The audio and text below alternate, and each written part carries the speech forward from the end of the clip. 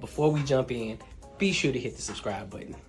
Listen, this channel is for people who want to have real conversations, no fluff, authentic, where we talk about money, mindset, and relationships and everything else under the sun, as long as it gets back to the money and how we can level up in life.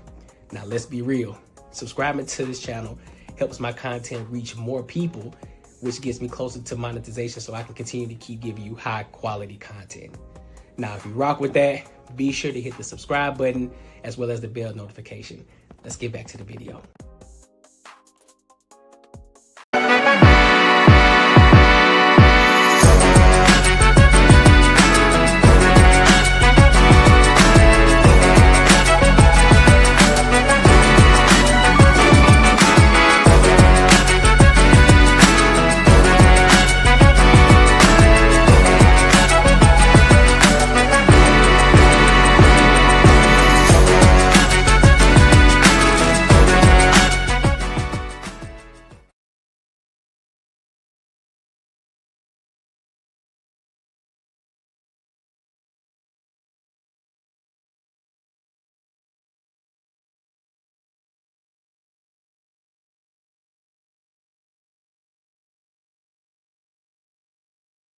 I don't know why this thing automatically muted my damn thing, but welcome to another show, one of the dopest shows on YouTube, where we talk about everything under the sun, as long as we get back to the money, real conversations, real solutions. What's good with y'all, man? How y'all feeling? How y'all doing? How y'all doing on this Wednesday? Today's a great day. Today's a phenomenal day. Hope y'all having a good one as well. Listen. We got a lot of topics to cover tonight, but before we get there, make sure you like, comment, and subscribe for the algorithm, and make sure you hit the bell notification. All right, gotta continue to keep pushing this channel forward and forward and forward and forward. All right, listen, super chat goals today is $100. Cash app goal is $50. Make sure you join the ENG community as well. The gold is $2.99, silver $1.99, and the bronze is 99 cents. We got to get to 100 members this year, bro. 100 members this year in order for us to go ahead and get started with our first meetup in Arizona. All right. So if you're down for that, if you're rocking with that, and just overall, if you just want to support the channel and you just rocking with me overall, support the channel. You feel me? Just go ahead and support the channel.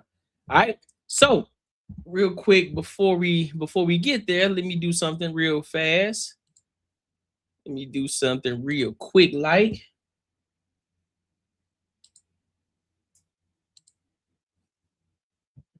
Give me a second, y'all. Give me a second. Let me do something. I need to send this off real quick, and then we can get into these topics. We can dive in. Which one is it? Is it this one? Make sure the damn thing is down, because you know how I be.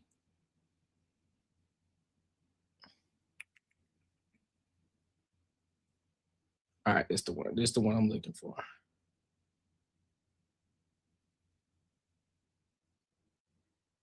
We're about to dive in. Just give me a second, y'all. Give me a second.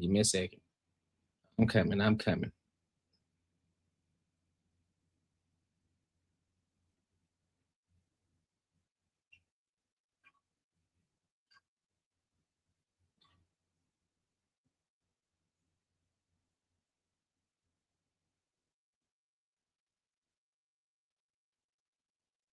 And last but not least, let me send this one, and then I think we should be straight. Then we should be locked in, ready to go.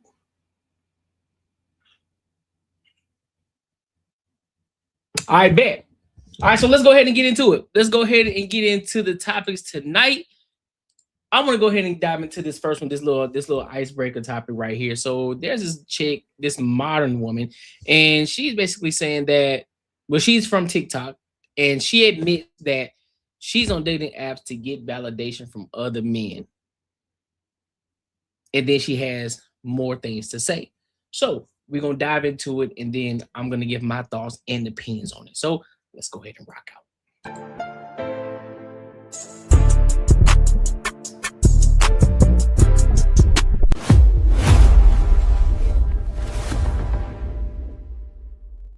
One time, this guy asked me on a date, and as in one time, I mean last week, and we matched on Hinge, and he was like, well, I'm really busy this week, but do you want to go get drinks on Saturday? I was like, yeah, let's go.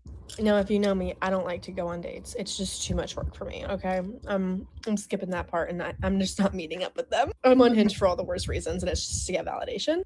But this guy's very intriguing, and I'm like, no, I'm gonna go on the date. So we plan a date for Saturday.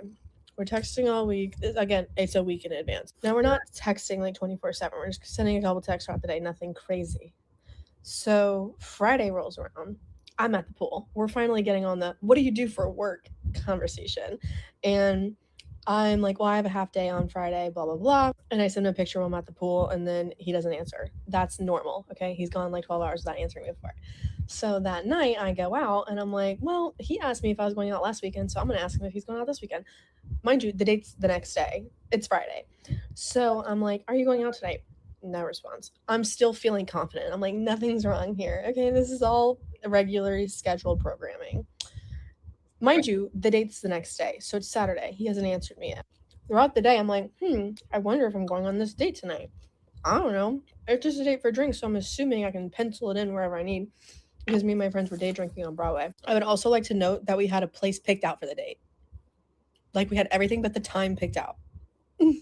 But then it's like 3:30 and I'm like, he hasn't texted me back yet. I fear I'm not going on this date.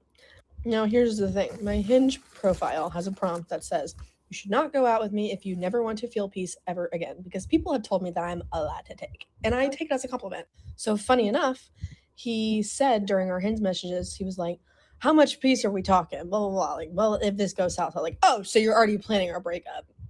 Hence the no peace. So, when it was 11:30 p.m., and I still hadn't heard from him, and we were supposed to go on a date that day, I triple texted him. Everyone was like, don't do it, girl. Don't do it. I'm sorry, what do I have to fucking lose in this situation? I've never met him. The date's not happening. I gave him a warning. What do I have to fucking lose? Nothing.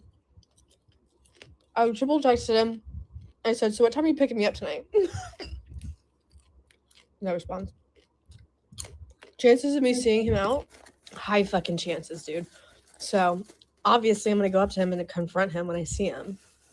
He probably found my TikTok. That's probably exactly what happened. Hey, Quinn. Hey, gang. Hope you're enjoying the show. This is the raw version of me, babe. I ain't gonna lie to you. That's a nothing burger. I don't know what to make of this. I honestly don't know what to make of this. The only thing I got to say is that's just part of the dating game. You know what I'm saying? Sometimes the cat is just you at first you would think like, all right, cool, let's see what Shorty talking about. Then you may have a few conversations and then you start to realize like, nah, I'm good. Because he already threw up a red flag when she mentioned, well, if you don't like your piece or whatever fuck she said. He's like, well, how much piece are you talking about? So that probably threw a red flag for him. And then yeah, it could be another thing as well, is he probably saw her platform, her TikTok, and he saw all the shit that she was talking about, and he probably like, yeah, you know what? I'm straight. Like it ain't worth the salt. Let's see. Matter of fact, let's see what she talking about. Let's go on TikTok real quick. Let's see what she talking about. Let's see what else she got. See what else she got going on. We are already starting off right. I'm gonna put type. Let me see TikTok. Let's see what else she got. Let's see what Shorty got going on. What's her name? Zoe R Toast. Let's see what she got. Let's see what she rocking with.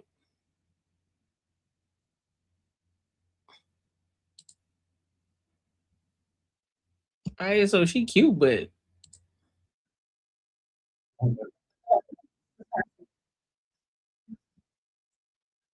Not go out with me if you ever want to feel peace ever again. And funny enough, he had slid up on that prompt and been like, how much peace are we talking? Like, if this doesn't work out. And I was like, oh, so you're already planning our fucking breakup. That's crazy.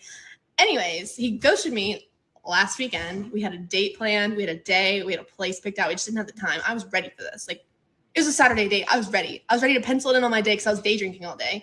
So anyways, I went back to our Hinge messages and he unmatched with me. He unmatched with me.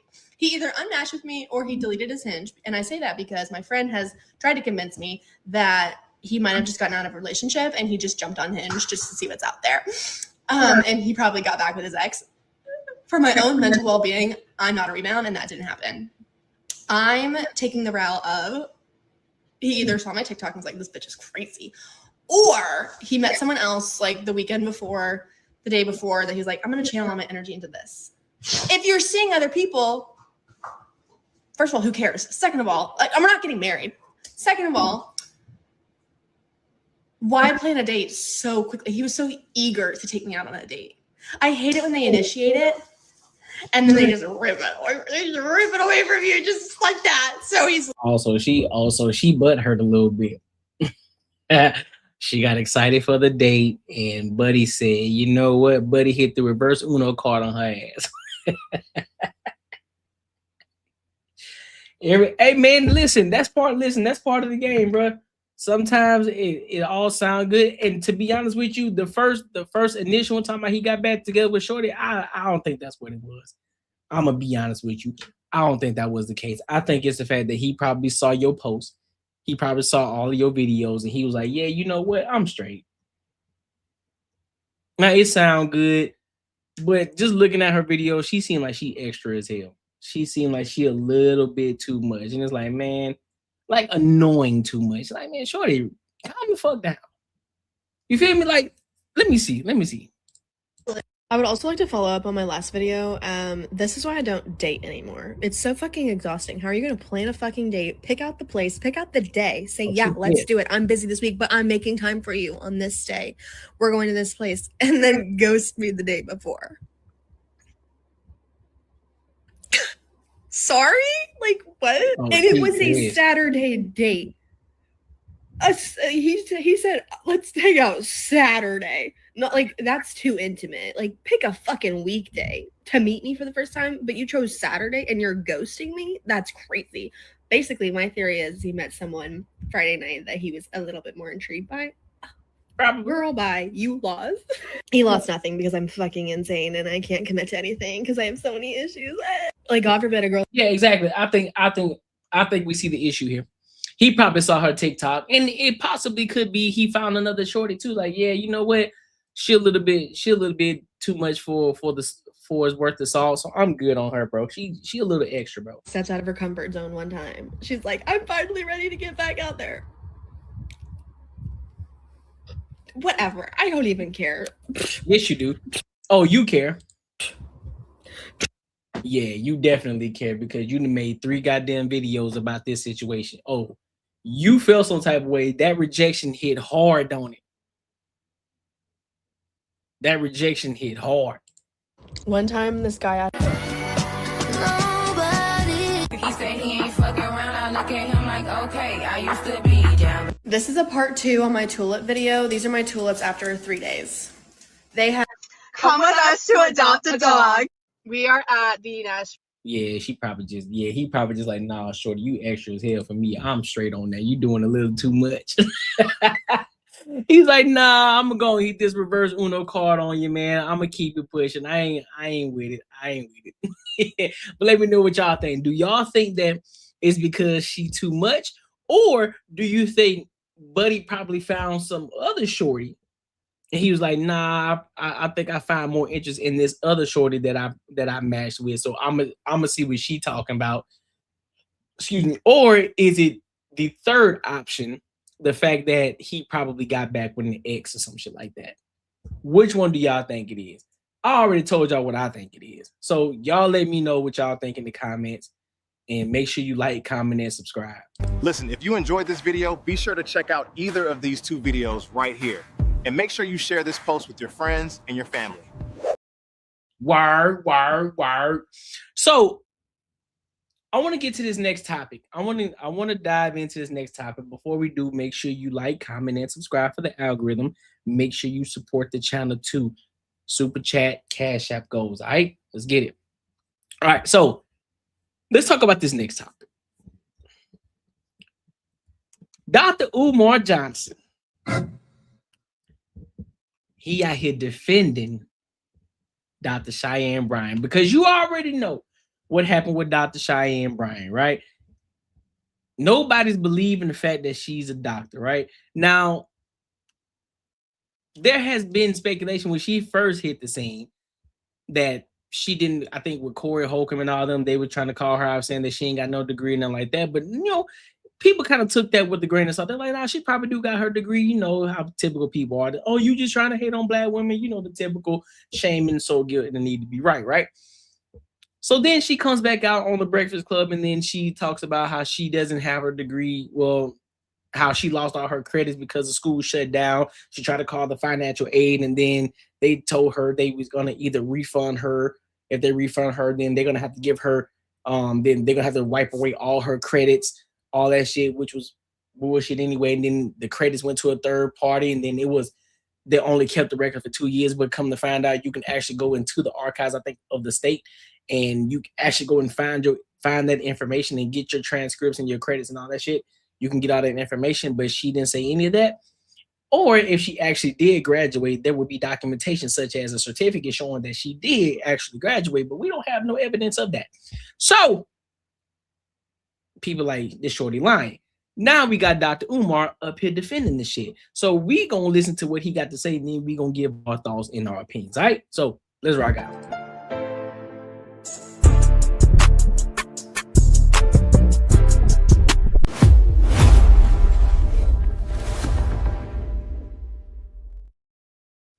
She has been the butt of everybody's internet joke. Here's what I'm going to say. And other doctors of psychology don't agree. Cheyenne Bryant having or not having a doctorate does nothing to my doctorate, Art. It does nothing to my career. It does nothing to my profession. Wait, who is this I don't nigga? have a need to investigate. That's how I feel listening to this, man. I don't have a need to slander her, to belittle her, to malign her, to assault her. I don't have no need to do anything against that black woman because she hasn't hurt anybody. She is a life coach, Art, and you don't have to be certified or have a doctorate or a license to be a life coach. She ain't misdiagnosed nobody. She ain't done no clinical work without a license. I haven't seen any wrongdoing from Dr. Cheyenne Bryant. Okay, so I guess we're gonna start early, huh? So I was gonna let the entire video play itself out, but I gotta stop and pause it right here for a second. So you mean to tell me you come out the scene, you got Dr. Cheyenne Bryant on your necklace. So anytime somebody puts doctor in the front of their name, that likely means that they got their doctorate degree. Right? That's typically what that means. That means you have gotten the credits, you've gotten the education, you've gotten that certificate that says you have your doctoral degree. That's how she stepped onto the scene. So nobody's disputing the fact of we can talk about being a life coach. You can talk about whatever it is that you want to talk about. You can give your own thoughts and opinions. You can give your advice based off of your own personal experiences and maybe the things that you have learned throughout your entire life. However, to front load that doctor, that means something. That's just like me coming on. That's just like me starting my YouTube channel and I'm saying Courtney the Millionaire. Now, if I come on here saying Courtney the Millionaire and I have no evidence or proof that I'm a millionaire on any level, then they're gonna look at me like I'm crazy. Like, boy, you a whole lie here in these streets. And they're gonna try to do a deep dive and like, let's find out, let's see how much his net worth actually is. Let's see if he's actually a millionaire because he keep talking about how he's a millionaire. And it's gonna backfire on me versus the fact of me saying, hey, listen, I'm building this platform. I'm building something because we are working towards becoming that multi-decamillionaire. We are working towards something. We are building something here. We are building the foundation to get to that point. We're not there yet, but we're focusing on getting there. That's a whole different outlook. She came on the scene as Dr. Cheyenne Bryant. Doctor. So yes, you're going to get criticized when they find out that you don't have that certification. Because when they think you're a doctor, they mean you certified. That means you legit. So yes, this is the issue that we typically have. This is the problem. We always trying to absolve black men and black women from accountability. This is the bull. This is why we can't get ahead. We think that we're supposed to accept all the bullshit that comes with the black community. We think we're supposed to accept everything. We celebrate the worst for our culture, and we celebrate the worst thing for our culture, and then we hate on the best thing for it. When it's accountability time, oh, everybody want to be quiet. Everybody say, hey man, don't judge a book by its cover. Hey bro, don't talk about that black woman like that, bro. She done been through enough. Man, fuck that. You ain't finna come out here and tell me what the fuck I'm finna do, or you ain't finna give me no bullshit and tell me that you a doctor when you ain't really no doctor. We ain't doing that. We're not doing that. I don't give a fuck how much Pan-Africanism that you are. I don't care. Piece of Pan-Africanism. Piece of Pan-Africanism. Black women forever, snow bunnies never. I don't care about none of that shit you talk about. No, hold her accountable. Just as you will hold a black man accountable, just like all those other fake doctors that call themselves doctor who got their ass put in jail down there in Atlanta. Dude who's out there doing teeth and shit, talking about he's certified, and he talking about he didn't realize he had to be certified in order to do teeth. You lying to me? This is why y'all can't get ahead. Y'all always trying to skip the line on some bullshit, bro. And then you don't want nobody to say nothing about it. Fuck out of here. So what do I think is going on here, Art? I believe that black women, I'm going to call the kettle black. Some men too, but mostly black women are attacking her out of jealousy. They are jealous of her looks. They are jealous of her life coaching career. They are jealous of her podcast success. They wish they were in her position. And because they are not, they are trying to destroy that woman. Period. Point blank in the story. I've told you before, Art. Yeah. Man, hell no. That black men have a problem with each other, right? We got an ego problem. I think black women's problem with each other exceeds black men's problem with each other. What they are doing to Dr. Cheyenne Bryant is absolutely unacceptable, Art. They are destroying this woman more than Donald Trump. They are destroying this woman more than Candace Owens. They're destroying this woman more than Erica Kirk. They're destroying this woman more than the police officers who killed Michael Brown, Trayvon Martin, Breonna Taylor, Sonia Bland, Sonia Mancy, Amir Locke, you name it, Art. The enemies of African people have not received the type of vitriol that Dr. Cheyenne Bryant is receiving. If y'all want to expose it and be done with it. Everybody has heard the story, Art, but guess what? They going around and around and around with this, Art. Well, yeah, because this is and Macaroni, you right. You 110% right on this. You 110% right on this. She was straight until she started to criticize women. She was straight. Then once she criticized women and she stepped on the side of men for just a second, and she started to hold women accountable, then everybody came at her. Now, I don't think it's because she fine. I honestly don't think it's because I know he trying to protect her because she fine. But to be honest with you, that's when you pull the veil back. It's like, okay, now because here's the thing.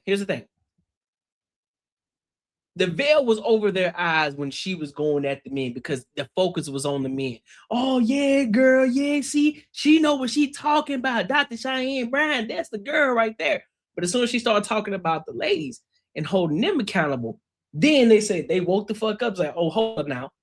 So who are you again? You say you're a doctor, right? So where's your doctorate degree? So let me go back to this video where you said this. Okay, you said that you got a doctorate, but I don't see none of that shit on your wall behind you. What is that? Now, I will say this: women can be some evil motherfuckers, and they will go at your head. They will go at your head. That part that he said, I do agree with. They will go at your head. They will go at you. But it still doesn't take away from the fact that, yes, just as they went at, they went at Candace Owens too for a certain amount of time until they stopped. They went at Trump until they stopped. They went at those police officers until they stopped. Now it's just Dr. Cheyenne. I'm going to stop calling her doctor. Now it's Cheyenne Bryant's time. They at her head. It's her time right now. And they on her shit. They love you until they don't. They love you until they don't. And this is what happens. This is what happens.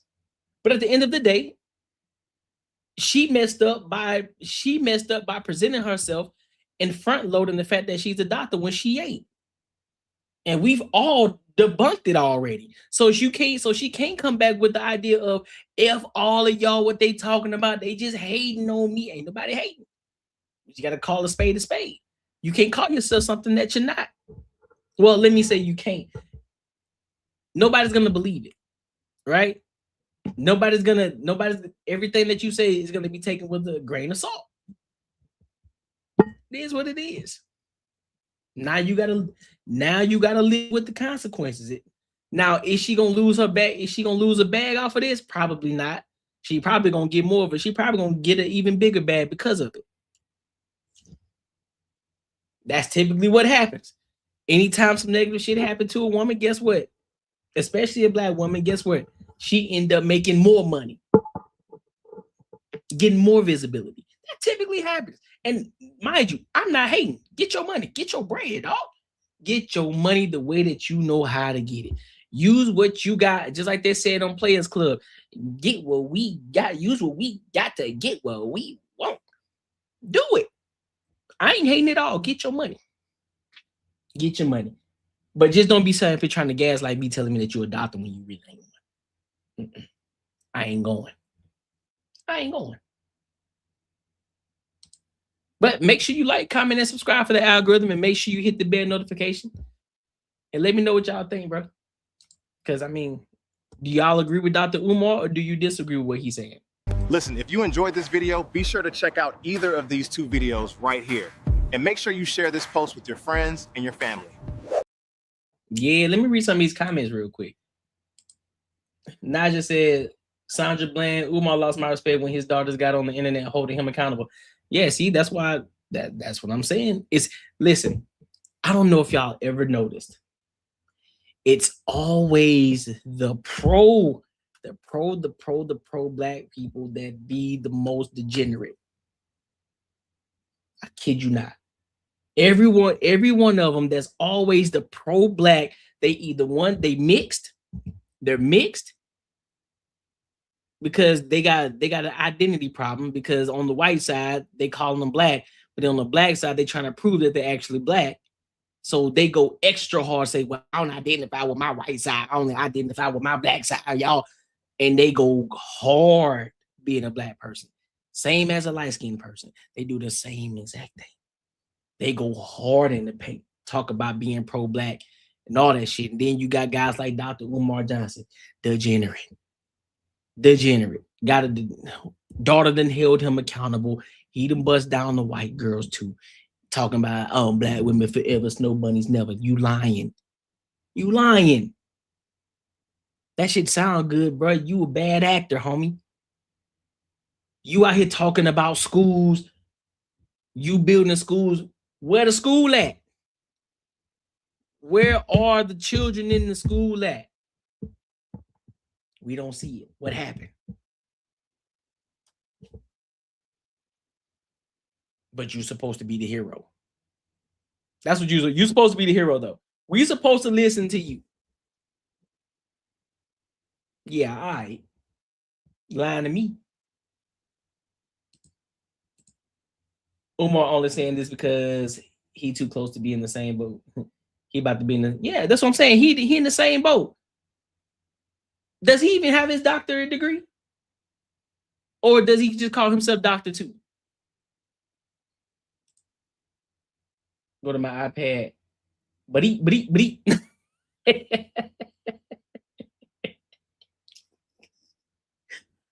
Oh shit. For real though, bro. I don't get it, man. I don't get it, dog. I don't get it at all. I don't get what these people be talking about.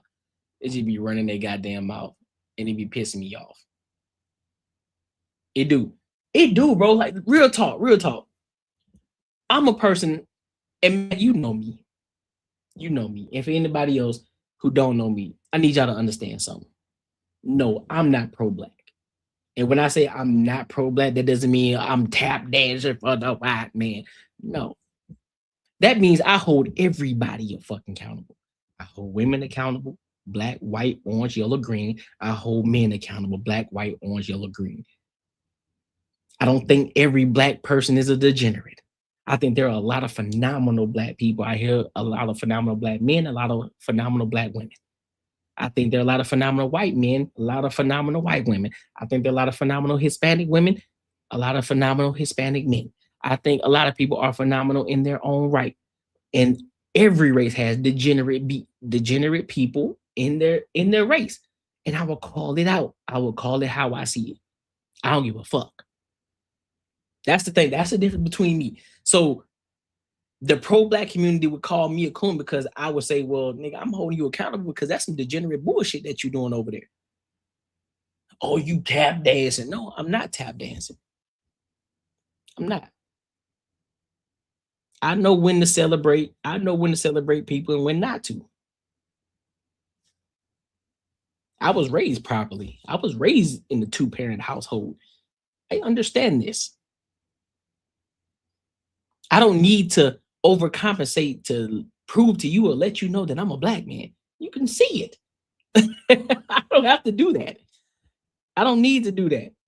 I don't need to tap dance for nobody, or I don't need to change who I am in order for somebody to accept me. You gonna accept me for who the fuck I am. It is what it is. Whether you white, I'm not gonna change who I am. Whether you Hispanic, I ain't gonna change who I am. Whether you black, I ain't gonna change who I am. Who the fuck are you? I'm gonna be who I be. Where I come from, the people that I roll with, the people I hang with, the people I interact with.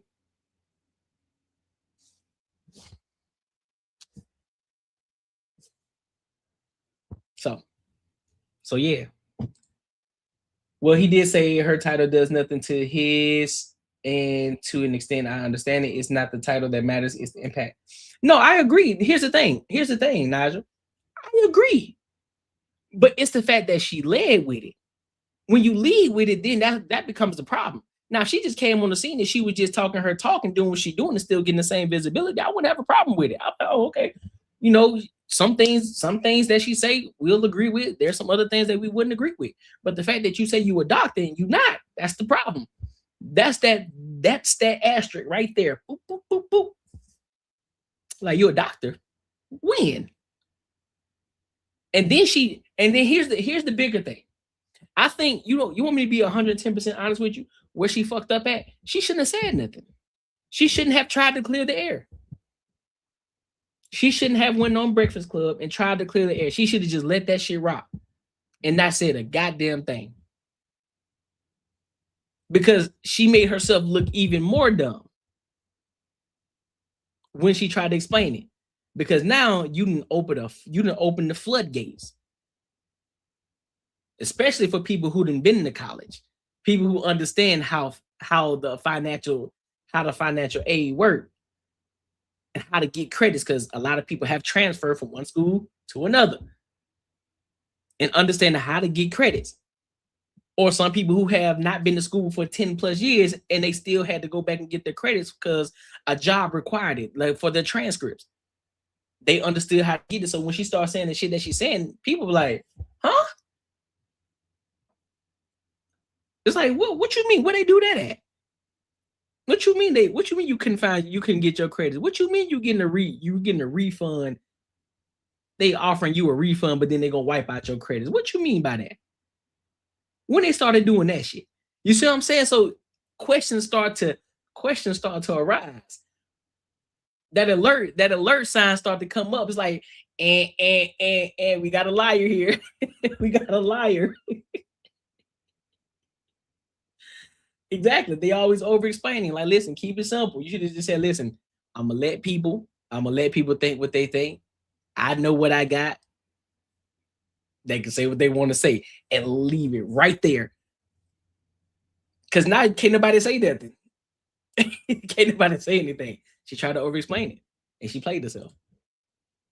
Like Roland Martin complained, vote like a black woman. What's wrong with voting as an adult? You see what I'm saying? So now, speaking of the black community, K Michelle, yeah, buddy, K Michelle, she back on the scene again. She just did an interview with Uncle Shay Shay. Uncle Shay Shay. She's talking about LeBron James and his comments in regards to. Is this the one? Hold up. Make sure I get the right. I want to make sure I got the right one. And his comment, yeah, here we go. And his comments in regards to what he said about Memphis. For those of y'all who don't know, LeBron James was out golfing with, I guess, some golfing buddies, and he mentioned why a lot of athletes, including himself, don't like going to Memphis.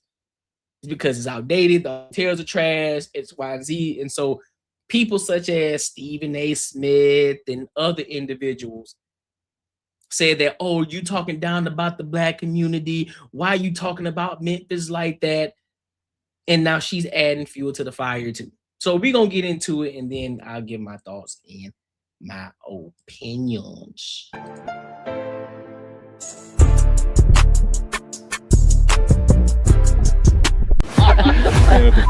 I love LeBron. I love. At 41 years old, you think I want to do that? Being in Memphis on a random ass Thursday. I'm not like the first guy to even talk about it in the NBA. Like, we all like, you guys have to move. Just go over to Nashville. You got Vanderbilt over there. You got the NASCAR. You got a stadium. Don't they got a hockey team too? Yeah, Predators. Predators. Like, they got everything. Doesn't look like LeBron's going to be on the Grizzlies anytime soon. So Grizzly fans out there. Yeah, they know. Their only chance was in 2003 if they would have won the lottery to give me there. And I might have pulled a Eli Manning and not showed up. Love his wife. I think she's amazing. Like, I love that black love. I love all of that. But to see him standing amongst, other races speaking so bad about, a city that we're already fighting. So you're going to take the Grizzlies from us, but leave us with the Elon Musk. That's what we're going to do. No, I like the Tesla Elon, like I do. Thank you. But you're going to leave our city with all this radiation, everything going on. You're going to leave our city. We don't know what's over there in that warehouse over there with Elon, but you're going to leave all of that over there, but you're going to take the Grizzlies from them. Right. So... But that's how you took it. You took it as in, like, he's looking down, like, okay, you were once somebody like Memphis. You grew up with a single mom in Akron, Ohio. But I took it as, like, look, he said there are a couple of places that I don't really like playing. And it's like, he said Memphis, he said Milwaukee. He said, hell, I don't like going home, and I'm from there. But after the fact. But I don't care. It's what you said at first. You sat there amongst them people playing your little golf, talking your little mess. Okay. It's not just him that's saying, you get what I'm saying? Yeah. It hit me in a way because this has been going on for years, trying to remove the Grizzlies. It's not him. It's not just But then why'd y'all get so upset when he said it? Because he should have set that one out. He should have been quiet when it comes the state of the black community. We need everything we can in order, I want the little boys to be able to see an actual NBA player. You know what I'm saying? I want them to be able to go and watch that and have that in this city that is so full of violence in different ways that you can go if you aren't directed right.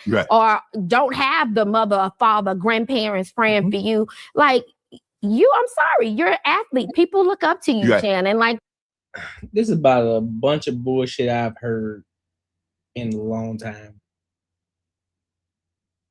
If you ain't generating no money, ain't no reason to keep the team there. It's the same thing that's happened in Chicago. Chicago is losing the Chicago Bears.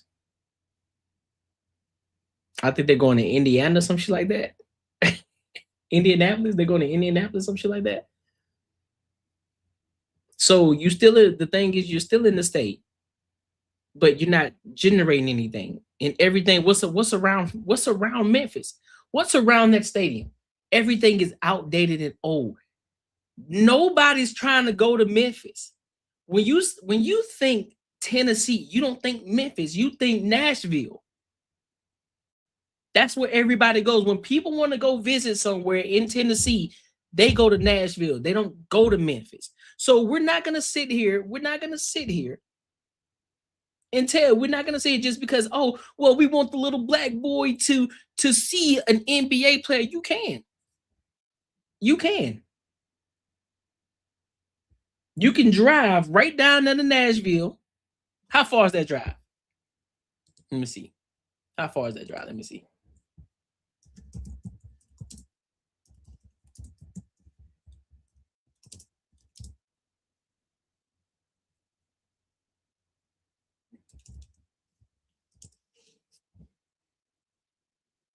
That's a 3-hour drive. That's a 3-hour drive.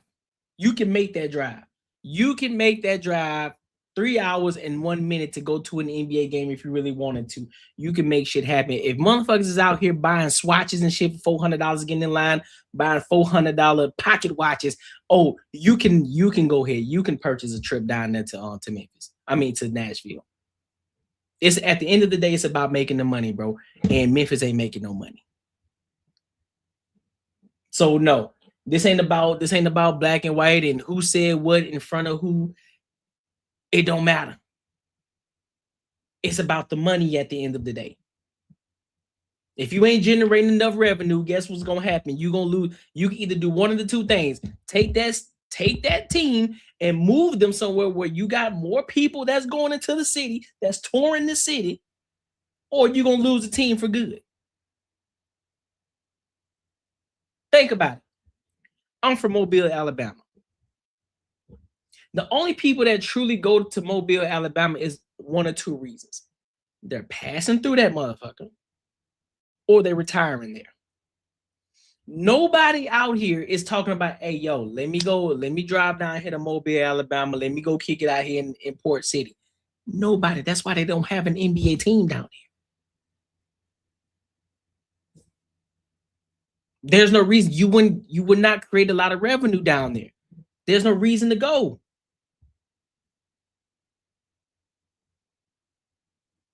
Money speaks louder. Sorry to tell y'all, the money is gonna speak louder. And that's real. If you hold a face and have a voice of importance, utilize it. You do utilize it properly. We're talking about an NBA athlete who has a school, who created a school for underprivileged kids, giving them scholarships to go to college. And we worried about what he's saying in front of people that he golfing with about a team that multiple people, including himself, don't like going to. When you think about the hotels that you go to down there, how trash they are and how outdated they are, you mean to tell me that's an issue? Because we worried about, oh, well, you're standing in front of the white people. Come on, man. We got to do better than that. We got to be better than that. If we are so prideful about the things that we do, if we're so prideful about who we are, we're so prideful about our community and our city, why don't we take better care of it?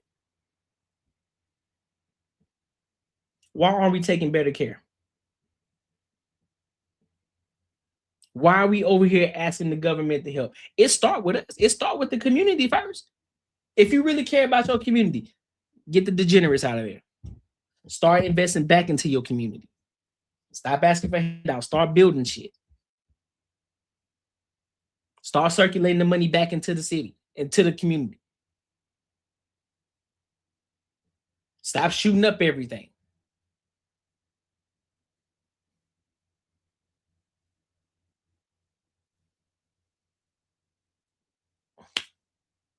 So it ain't about it's not about what he's saying. But of course, we always got to point the finger. We always got to point the finger at somebody else. What is K Michelle doing? She talking about she felt some type of way. What is she doing? What is she doing for Memphis? How much money has she invested into the city? What organizations has she created? What school has she started? Hell, at least Dr. Umar at least got started with trying to get a school. What is she doing besides just talking? Doing the same exact thing that she's claiming LeBron James to do. He's just talking. As if, mind you, as if Club Shay Shay don't have a lot of visibility. So she talking shit about another black man with all of this visibility. Make it make sense to me.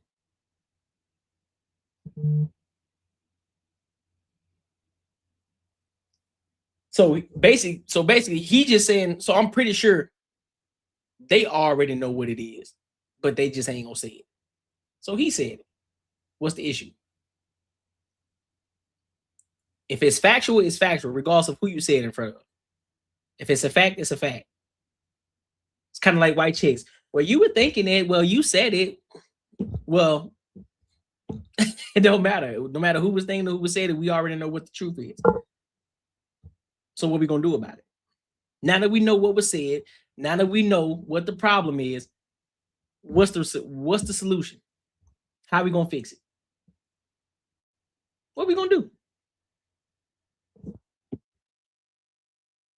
They look up to these men in these cities. So we're going to take these role models out of a place because I get it. You know, I know it's bigger than my thoughts on hotels. I get, you know, y'all do big. But it's more than just speaking. It's more than just speaking love. You can speak love all day.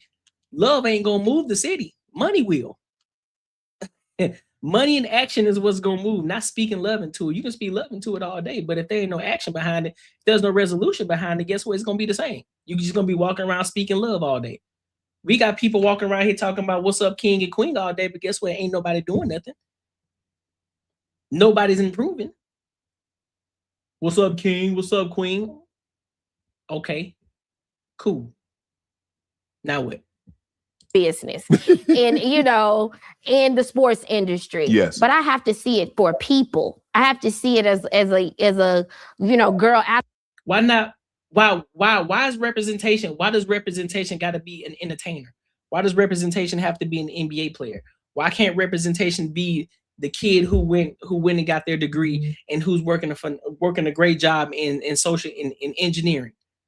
The one who may not have visibility as LeBron James, but he's living a great life. He's making great money. He has a solid foundation. He got a great family, living in a nice house, making good money. Why can't he be the representation? Why does it have to be an athlete?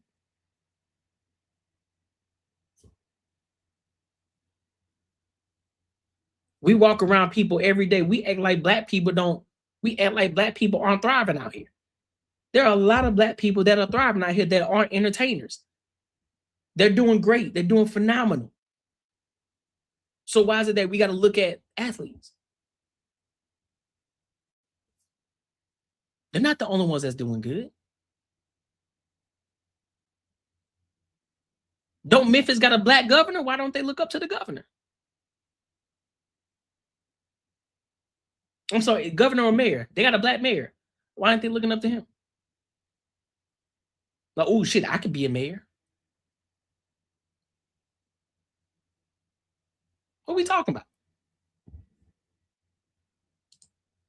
Donating to these same startups you talking about. No, but yes, I respect anybody putting in the work. It's always about the impact. Facts. Out of there, having a son, I have to watch it for that. And for you to say, you know, oh, the hotels are bad. Okay, yeah, it's deeper than that. Right. People have said this before, that the Grizzlies should not be, I get it, in Memphis, all of that. But I'm sorry, I'm a Memphian and I'm just not going. And the people of Memphis have to see something positive, and they deserve to see something positive. And I'm going to fight for it. Look at Penny. Mm-hmm. Penny is our everything in Memphis. You know, to see Penny be so I am Memphis, to see him get out there, he's always out there. Yeah, he is. For Memphians. He treats everybody the same way. We want more of that in the city in order to help the growth of the city. And I know y'all into making money, this and that, but in that particular comment, it was about hotels. Right. So that pissed me off. We're fighting for greater things in Memphis. And the fact that you could even stand amongst people and talk about a predominantly Black city that needs help. Right. And your B point is about a hotel because you don't want to stay at the Hyatt. Well, they do have a rooftop view. You could go and look at the, you could go and look outside if you want to, but you only there less than 24 hours. You shouldn't even be commenting. You should just go back to your hometown and pull some stuff from them. I want to know what hotels she stay in. I want to know what hotel she stayed in. I want to know when the last time she would have stayed in the Hyatt. I want to know what type of investment she's making into the Hyatt. I want to know. Because she talking real. She talking tough with her chest out. She talking big right now. I want to know what she doing. I'm curious. What is she investing in? How is she helping the city? That's what I want to know. It's one thing to speak life into children. Cool. That's cool. I'm not against that at all. Giving them hope. You know what I'm saying? Giving them the Obama talk. Hope. Because that's what he ran. That's what he ran his presidency. Damn, I can't talk. His presidency on. Hope. That's what he ran it on. Giving y'all hope. Hope. Okay, there's only so much hope you can give. Now what? What we doing? Where's the real representation? Because John Morant wasn't doing a good job. John Morant was not doing a good job at that. He was supposed to be the face of the league until he started doing dumb shit. So who else you got to look up to? Since we want to talk about it. Who you got to look up to? What you doing, K. Michelle? Let's look at something.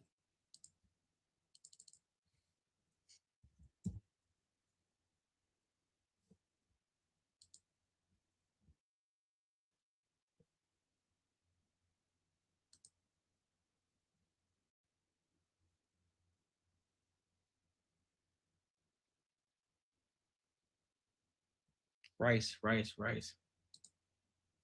And is that rice boy you was talking about yesterday? That's what I'm saying. Degenerates ain't doing nothing. So let me see the Hyatt.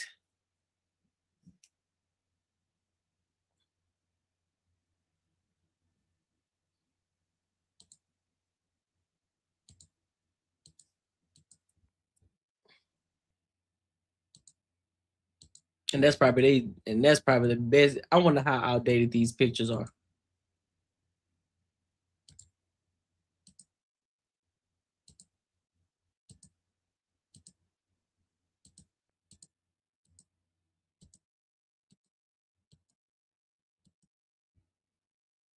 Let me see something. We're gonna get down to the bottom of this.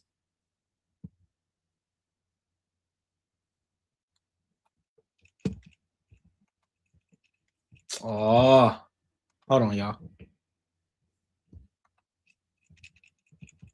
I knew what's gonna happen. Hold on, give me a second.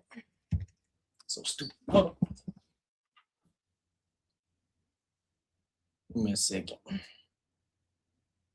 Give me a minute. I'll be right back. Give me a second.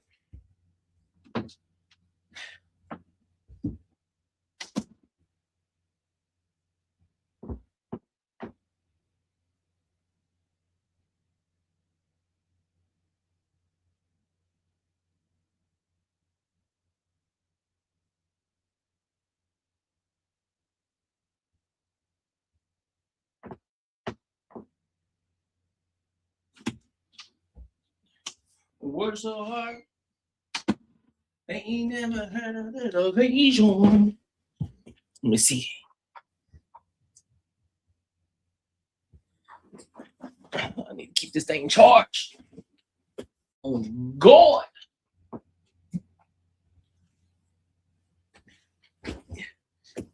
Oh. All right. go. I love. All right, we got there. So I want to try. I want to see something real quick.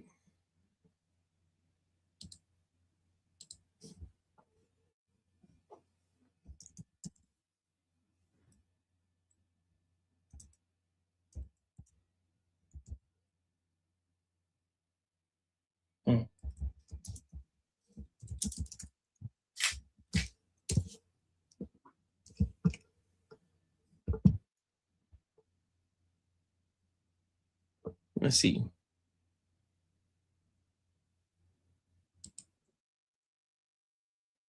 Let me mute that because I know how YouTube be sometimes.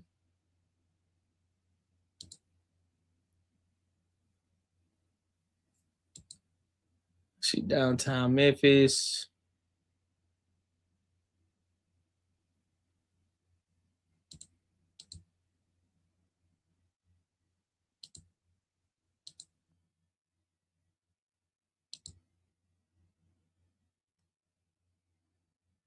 Okay, let's see. You.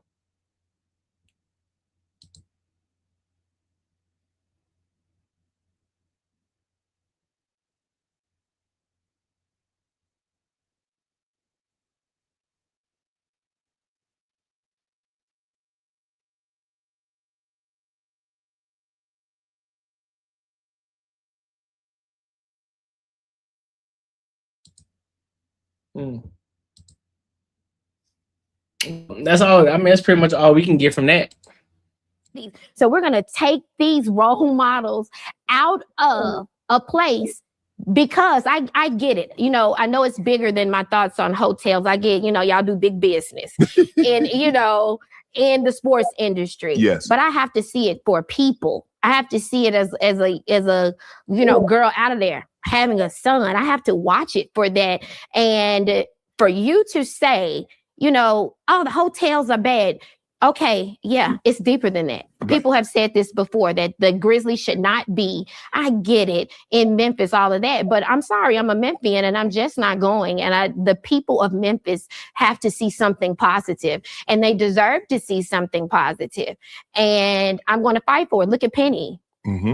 Penny is our everything in Memphis, you know, in order to help the growth of the city. And I know y'all into making money, this and that, but in that particular comment, it was about hotels. Right. So that pissed me off. We're fighting for greater things in Memphis. And the fact that you could even stand amongst people and talk about a predominantly Black city that needs help. Right. And your beat point is about a hotel because you don't want to stay at the Hyatt.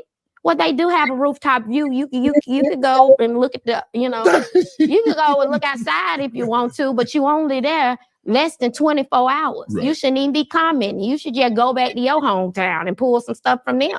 You shouldn't be trying to talk about a place that we've had to grow up in. But you said something very interesting. You said he probably should have set this one out. We've got to be careful because a lot of times, and this is why I said this is why Michael Jordan didn't speak on certain things.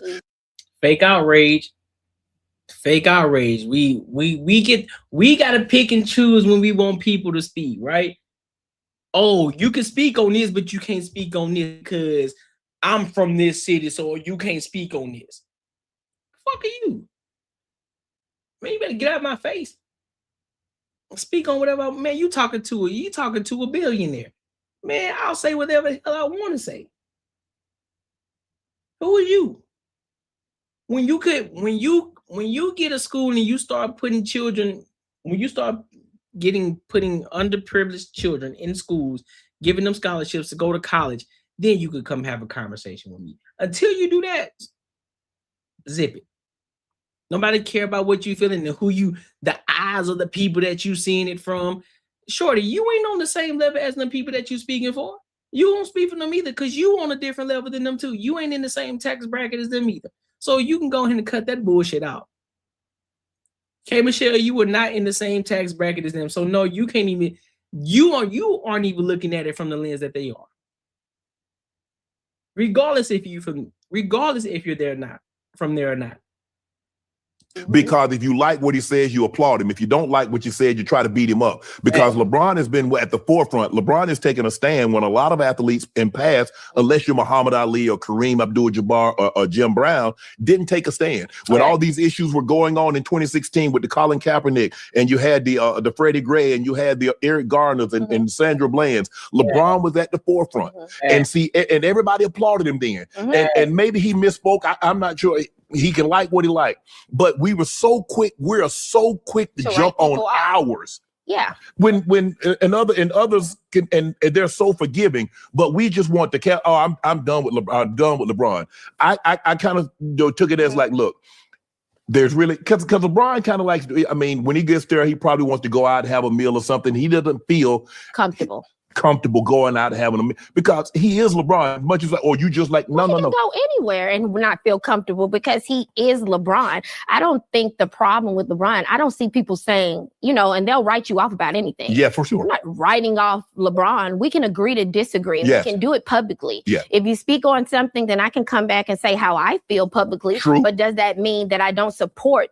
But you can't say. But here's the thing, though, K. Michelle. You can't tell somebody what to say or what not to say.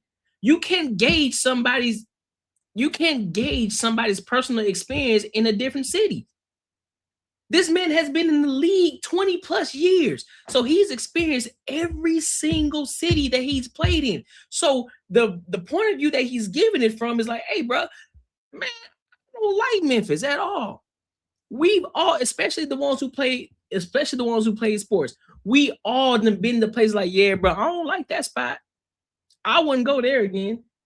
We've all been to places like that. Me as a college hooper, I done been to certain places. I'm like, man, hell nah. I never want to go back to that hotel again. That shit was trash. Or I don't want to go play in that city again. That shit was trash. So we can say the things that we experience, and that maybe the service ain't top tier. Maybe they didn't have the things that they were supposed to have versus what they would have in New York or versus what they would have in Texas or what they would have in San Antonio, what they would have in LA or what they would have in Milwaukee, what they would have in Florida, Orlando. Who knows what it is? It could be anything. So what we not about to do is sit and tell them, engage somebody and tell them what they're not about, what they shouldn't say about a city. Man, get out of here.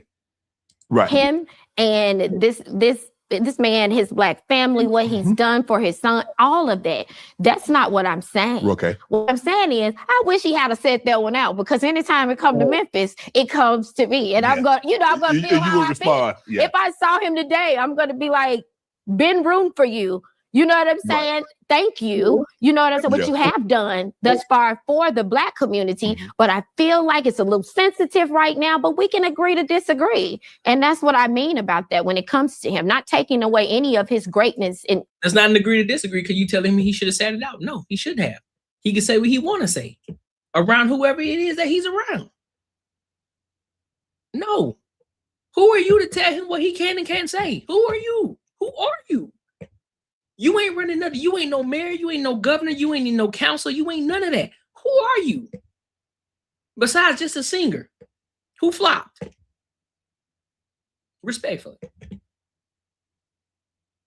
Anything that he's done. But in this situation with a city that is struggling so hard, the last thing I want for Memphis is to lose something like that, what they've been trying to do for years. The city can't take another hit. And I'm just defending them not taking a hit. And I think it's needed there. So you feel some type of way if they did move to Nashville? Absolutely. And I love Nashville. But we're not taking... No, I love Nashville. Like, I'm signed to the biggest country label in Nashville, right. Okay? I just got back from Nashville, 2 days ago. I get it. Everything's there. No taxes. Everybody's leaving. They don't got no taxes in Memphis. It's in Tennessee. Well, it's so much going on. So much land. Oh, really? There's so much going on in Nashville. Man, I'm done listening to K. Michelle, bro. She don't even know. She live in the places. She don't even realize. She don't even realize Memphis in the goddamn same state as fucking Tennessee, as Nashville, bro. You 3 hours away, man. Get out of here. I ain't trying to hear that shit, man. If y'all really care about the city, you would take better care of it. I don't want to hear that. Make sure you like, comment, and subscribe to the algorithm. Make sure you hit the bell notification. Listen, if you enjoyed this video, be sure to check out either of these 2 videos right here. And make sure you share this post with your friends and your family. All right. Tyler Perry. Oh, make sure y'all support the channel too, man. $50 Cash App, $100 Super Chat. All right. What we got? Tyler Perry. So y'all remember the Detroit pastor Marvin Winans when he went off on a lady about $1,000. I think she came up with $1,000 and he was talking about it's supposed to be $1,200. And he kind of called her out in front of the entire congregation. So now some time has passed and Tyler Perry has invested $100,000 into the church.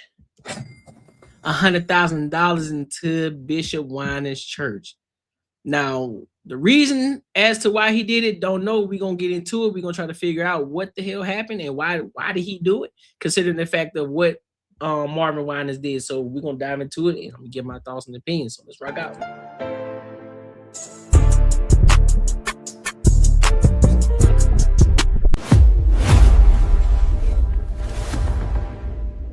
I say nothing to those people who think that my films focus on the struggle of Black women, because they're right, it does.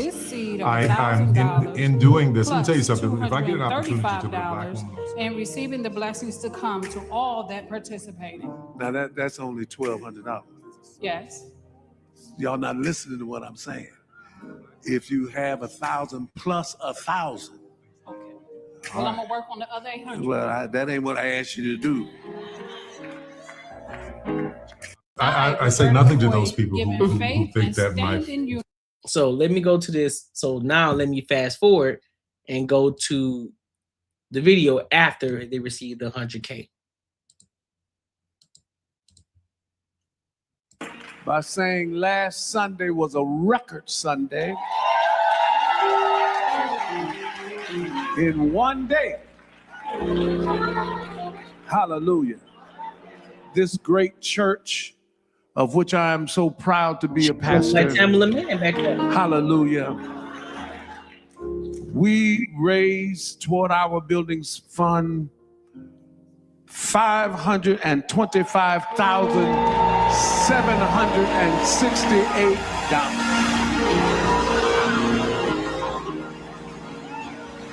I need somebody to know.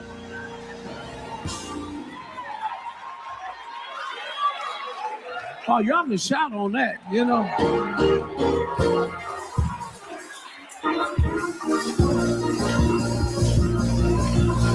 Come on and give them some praise. Thank you, Jesus.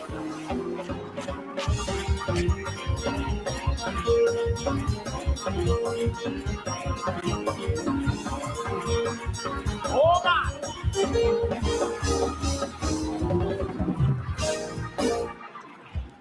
Now I am just overwhelmed. Some of you have been here at Perfecting for over 30 plus years. And I remember when we started just asking everyone that was a member to come every Sunday with a seed of $25. The church world went crazy. They went to talking about they making people pay. They paying a cover charge. They coming. And I remember when we started, I gave, and then we added a service. I said, well, I gave in the first service. And the Lord said, give in every service you have. And so that's why I continue to give, because God continues to give seed to the sower. I don't care what y'all say. You ain't finna, you not about to sit up here and tell me and force me to pay you no money at all. Nah, big dog. If God tells you to pay tithing and give to the church every service, that's on you. That ain't what God told me. He told you that. Don't try to project that onto me. He told you to put $25 in there. He ain't tell me to put $25. No, you're not gonna do that, Pastor. You're lying to me. Oh, you go to this church, you need to come to the congregation with $25. We gonna up it next month to 50 until we reach our goals. So everybody who comes to the church, $50.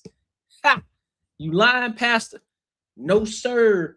Ain't happening. That ain't what God told me. God told me $10. So what makes you think I'm finna give you 50? Nope. If God told you to give $50, you give $50. He told me to give 10. And for us, Ayandalabo Shetaba, Urande Mandalaba, Okorobo, for us to grow to a ministry where we can come and confidently give $1,000 plus. I don't hear nobody talking to me. It ain't over. Tell your neighbor it ain't over. Listen, let me be honest. If you got it, do it. If that's what God tells you to do. Because I'm gonna be honest with you, I don't believe in my heart of hearts. If it's not a burning sensation in your spirit where God tells you, and you know for sure that it's God talking to you, and he says, listen, and you on your last thou wow, say, hey, give this $1,000 to the church. I promise you, you're gonna receive a multitude.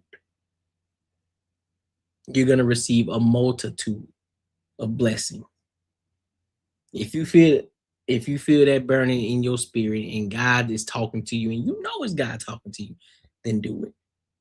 However, I don't think a lot of times I think that's just you that's thinking that you're gonna give $1,000 because you think that it's gonna be reciprocated back to you. Like, let me give this $1,000 because I know God gonna give it back to me.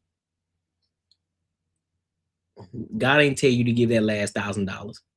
You lying.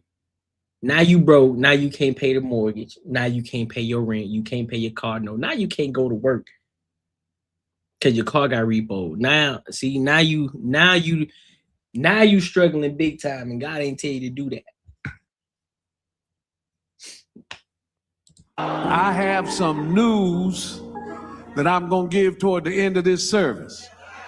That when the devil went crazy, folks started calling up from other states saying, I got to give on this.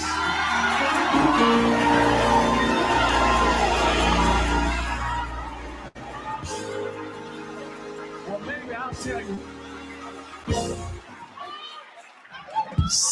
tell you now, since y'all happy enough. Look at the deacon.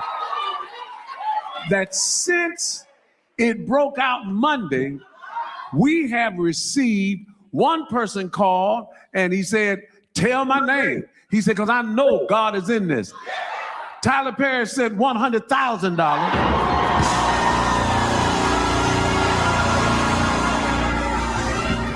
Pastor, Bishop. I swear, man, I can never. I don't know why I can't take shit serious sometimes. I really can't. I remember I used to be in the church. And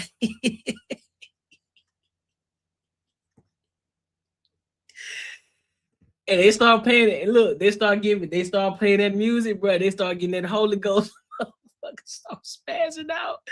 I could never keep a straight face. And I know a lot of people feeling the spirit. I know they feeling the Holy Spirit, but I just could never take it serious.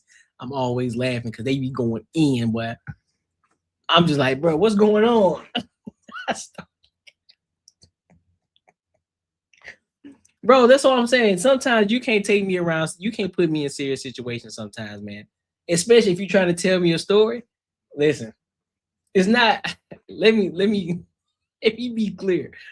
It's not that I'm laughing at you or the situation, dog. I'm just goofy as hell. So you may catch me, you may be telling me some shit that's like some real deal shit that's serious as fuck. And in the midst of you telling me this story, you see me start to grin. It's not that I'm laughing at you. Please understand, it's not that I'm laughing at you. I'm just goofy, bro. I just can't take shit serious sometimes. I don't know if that's a flaw. I don't know. I don't know if that's a screw loose. I don't know. I just can't.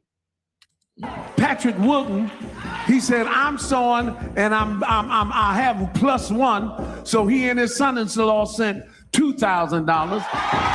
We have received, I'll get all that over. But why don't you give God praise for what the devil meant for evil? God, turn it around.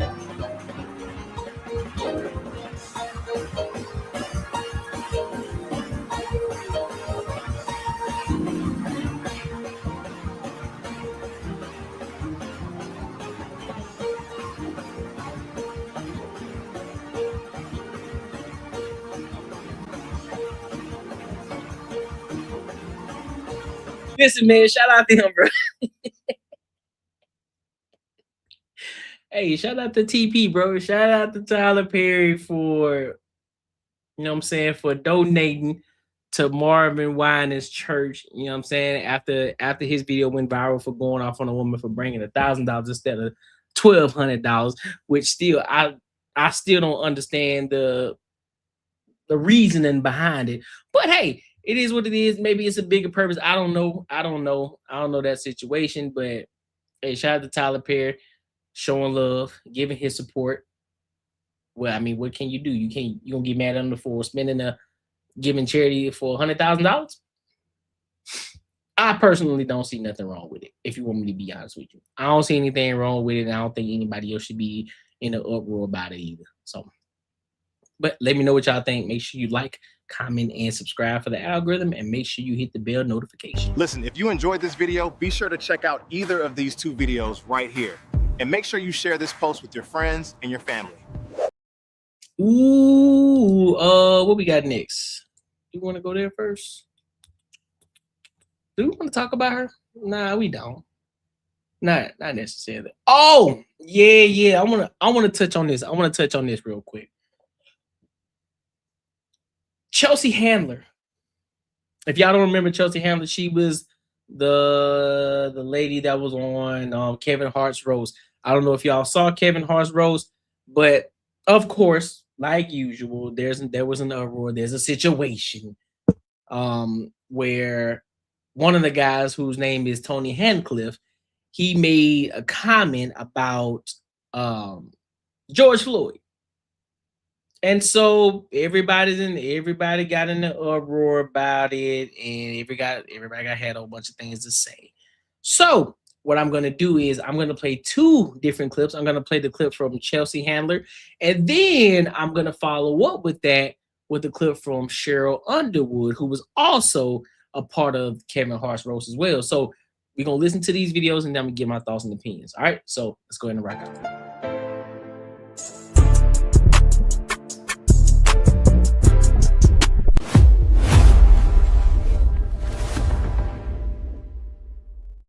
Kevin on this date, blah, blah, blah, will you come? I was doing funny AF with Kevin, which he roped me into, which I didn't want to fucking do. I never want to do anything with him. But I have known Kevin from Chelsea Lately days. He was on Chelsea Lately in the beginning. And so he's my very good friend, and that's someone I would love to roast. Yeah. So that was a no-brainer. But I've never done a roast before, but it didn't matter because that's my personality. You know, I can pretty much go off on anyone if I need to. So so I said yeah because it was Kevin. Yeah. So going into this, you already knew that they was gonna be coming at your ass. Ooh, that audio is egregious. Left to right. Yeah. So you never doing a roast before. Was it like something that you kind of, did it go the way that you thought that it should go? Yeah. Yeah, it did. Yeah, it went better than I thought. Yeah. Yeah, I mean, I don't have a lot of, I'm 51. So like, I'm pretty secure with who I am. Yeah. I don't care if these guys say that I'm a whore. Mm-hmm. Like, I'm doing exactly what they're doing, except I'm a woman and I'm allowed to. And that's real. Yeah, I'm rich, I'm famous, and I'm hot. So I'm fucking people. It's like, Supposed to. That's what I'm going to do. And I'm going to continue to keep doing that as long as, I remain as fuckable as I am. So I don't really see the problem. Yeah, no. And I think a lot of other women should feel the same way out there, especially women that I run into. Yeah, whether you're famous, whether you're famous or rich, those don't apply. But like the idea that, like, what were they going to say about me? They couldn't say anything other than that I'm a whore or my age. I think that was the other thing that they went in. And you're like, well, okay. Those aren't jokes. That's not clever writing. And I knew they would be lazy because they do that for a living. And I knew enough about like Tony Hinchcliffe and Shane and their backgrounds. I had ex-girlfriends blowing up my DMs that had dated Shane and were telling me stuff about him. So based on that, I was like, oh, these guys are pretty bad. So you Or could it be the fact that they don't really care much about you, or they don't follow you that way? So they really care about is the fact that you was a whore and you owe. Like, can I be candid real quick? Who the fuck? I don't know her comedy, and from what I've seen in her roast, she was trash. Her roast was trash. She talks about the same shit that. And let me be fair about this. I'm not, and trust me, I'm not trying to bash women on this. Please understand this, because there are some funny women out here. But from the comedy that I've seen her do, all she's talk about is her being a hoe. Nothing else. That's all I see her talk about. She's not funny. Listen, I'm gonna be real. She's not a funny comedian. And how did she get it? I don't know. Maybe at some point, let's look at an older picture of her. Maybe she was an attractive woman back when she was younger. Maybe that was the case, right? And so therefore she had her gateway. Let me see.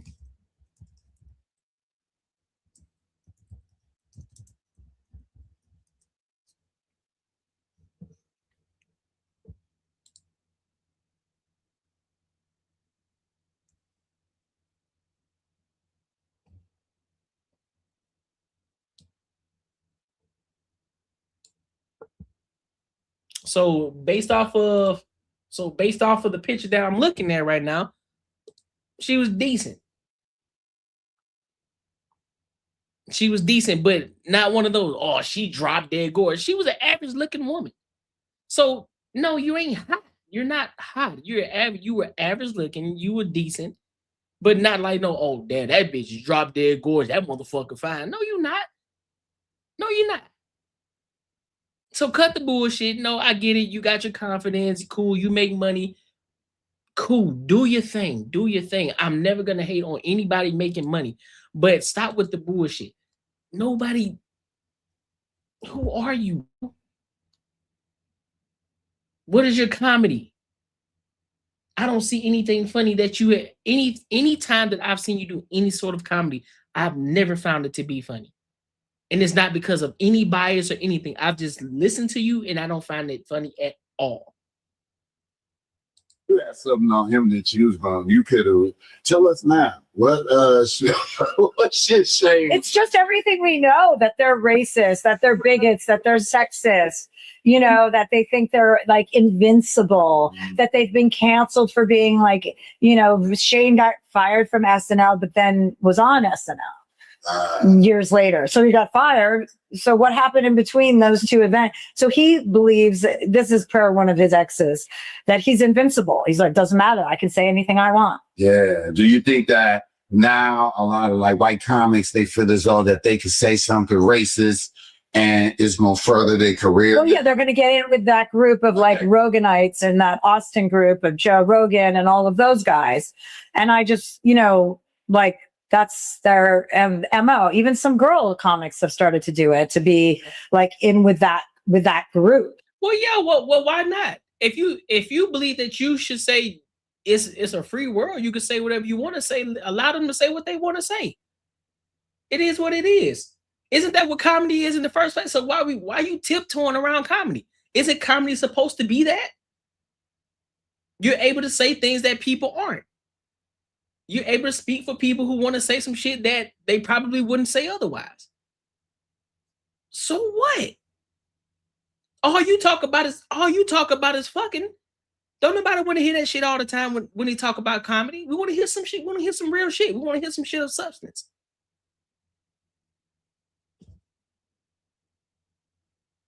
You don't want nobody want to always talk about your vagina all the time. Don't nobody want to hear that shit all the time, bro.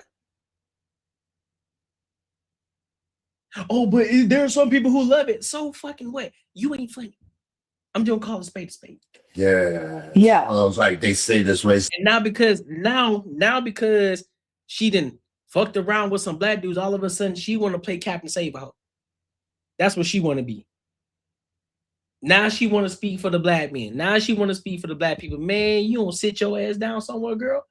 Yeah, because I'm starting to feel that. I'm starting to feel like it's this thing that a lot of white comics are doing, and there's this group of them that's like they saying things and people, they get famous and then people get on their ass, but then there's another group going, hey, well, you're cool with us for saying what you say. Yeah. Now they become super rich and famous and they sell out all over. And it's like, I don't think anybody should be paying attention to that because, you know, it's not happening like that on the other end. But they're becoming famous over this shit. Right? Yeah, for sure. So that's crazy. So with this whole, so did you feel, I mean, did you like the shit they were saying up there though? Like, no, I mean, it was ick. It was gross. I don't find those jokes to be funny. Jokes about lynching black people or lynching is not a joke. That's worse than rape.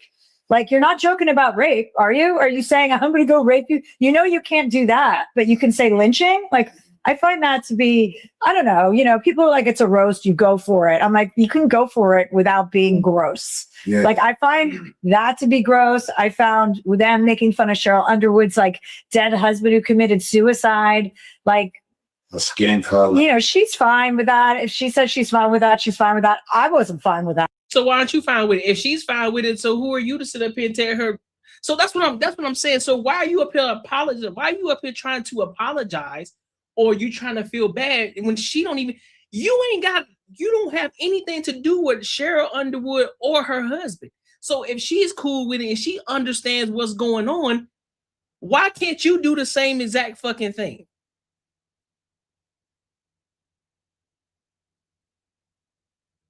This apology, you trying to be an apologist white woman, don't nobody give a fuck, bro. Ain't nobody asking you to come to no fucking rescue. If none of the comics that were up there, and I'm talking specifically about the black community, the black comedians that were up there, if none of them had anything to say, why the fuck are you up there worried about it? What's going on? The last thing you should be, if anything, you should be like, listen, did they trip about it? If they ain't trip about it, I'm not tripping about it. I'm gonna feel the pain. So now you want to feel their pain for them? Fuck out of here, man. I thought that was disgusting too. Wow. But there was so much disgustingness that I knew it was going to be such a gross vibe. Okay, let's go over here to Cheryl Underwood. Let's see what she got to say about this shit. Every man I've been with, so just for context, the guy with the flip-flops on, he was the host of the roast. So that's one of the dudes that Chelsea Handler was talking about. Still friends with. You know, I'm like, cool if they're alive, but yeah. You know, I'm still friends. I left those jokes there. Yeah, can I tell you something? Can I tell you honestly? And that's what I've been doing in the interviews is telling people, listen, if they had not come with respect and said these are the topics, yeah, but I didn't know what was going to be said, and I did not know that Tony was going to do the George Floyd joke. Yeah. But when he did it, like I was over there, like scribbling on paper and asking God, send me the response. Send me the response, like the response to you. Send me the response, but I don't want to be mean-spirited. But with Tony and the George Floyd joke, my only feeling is if you don't have the right response that blows up the room even further, you've set back the cause. So sometimes it's say less. If you ain't got nothing good to cut his throat with, figuratively about comedy, shut the fuck up. Yeah. Because you're gonna make it worse, in my opinion. What do you think? I agree. I think you nailed it. Yeah. Yeah. I feel like especially with the late husband talk, it was like this deeply personal like a tragedy. Mhm. And the thing no one talks about is like, you know, that's like horrific to even think about. And to be up there and just like laughing and making like a joke. And to me, it's like a triumph where you're like, you rose above it. You made a big joke out of everything. No one ever talks about that. They're like, That's right. oh, but it's, I thought it was, I watched it. I was like, this is beautiful. And then you came up and I think Shane said a lot of your stuff was kind of like off the cuff, the last minute, Oh, not yeah. even on the teleprompter. I was like, that like really blew me away. Yeah. I think Cheryl Underwood, she stole the show.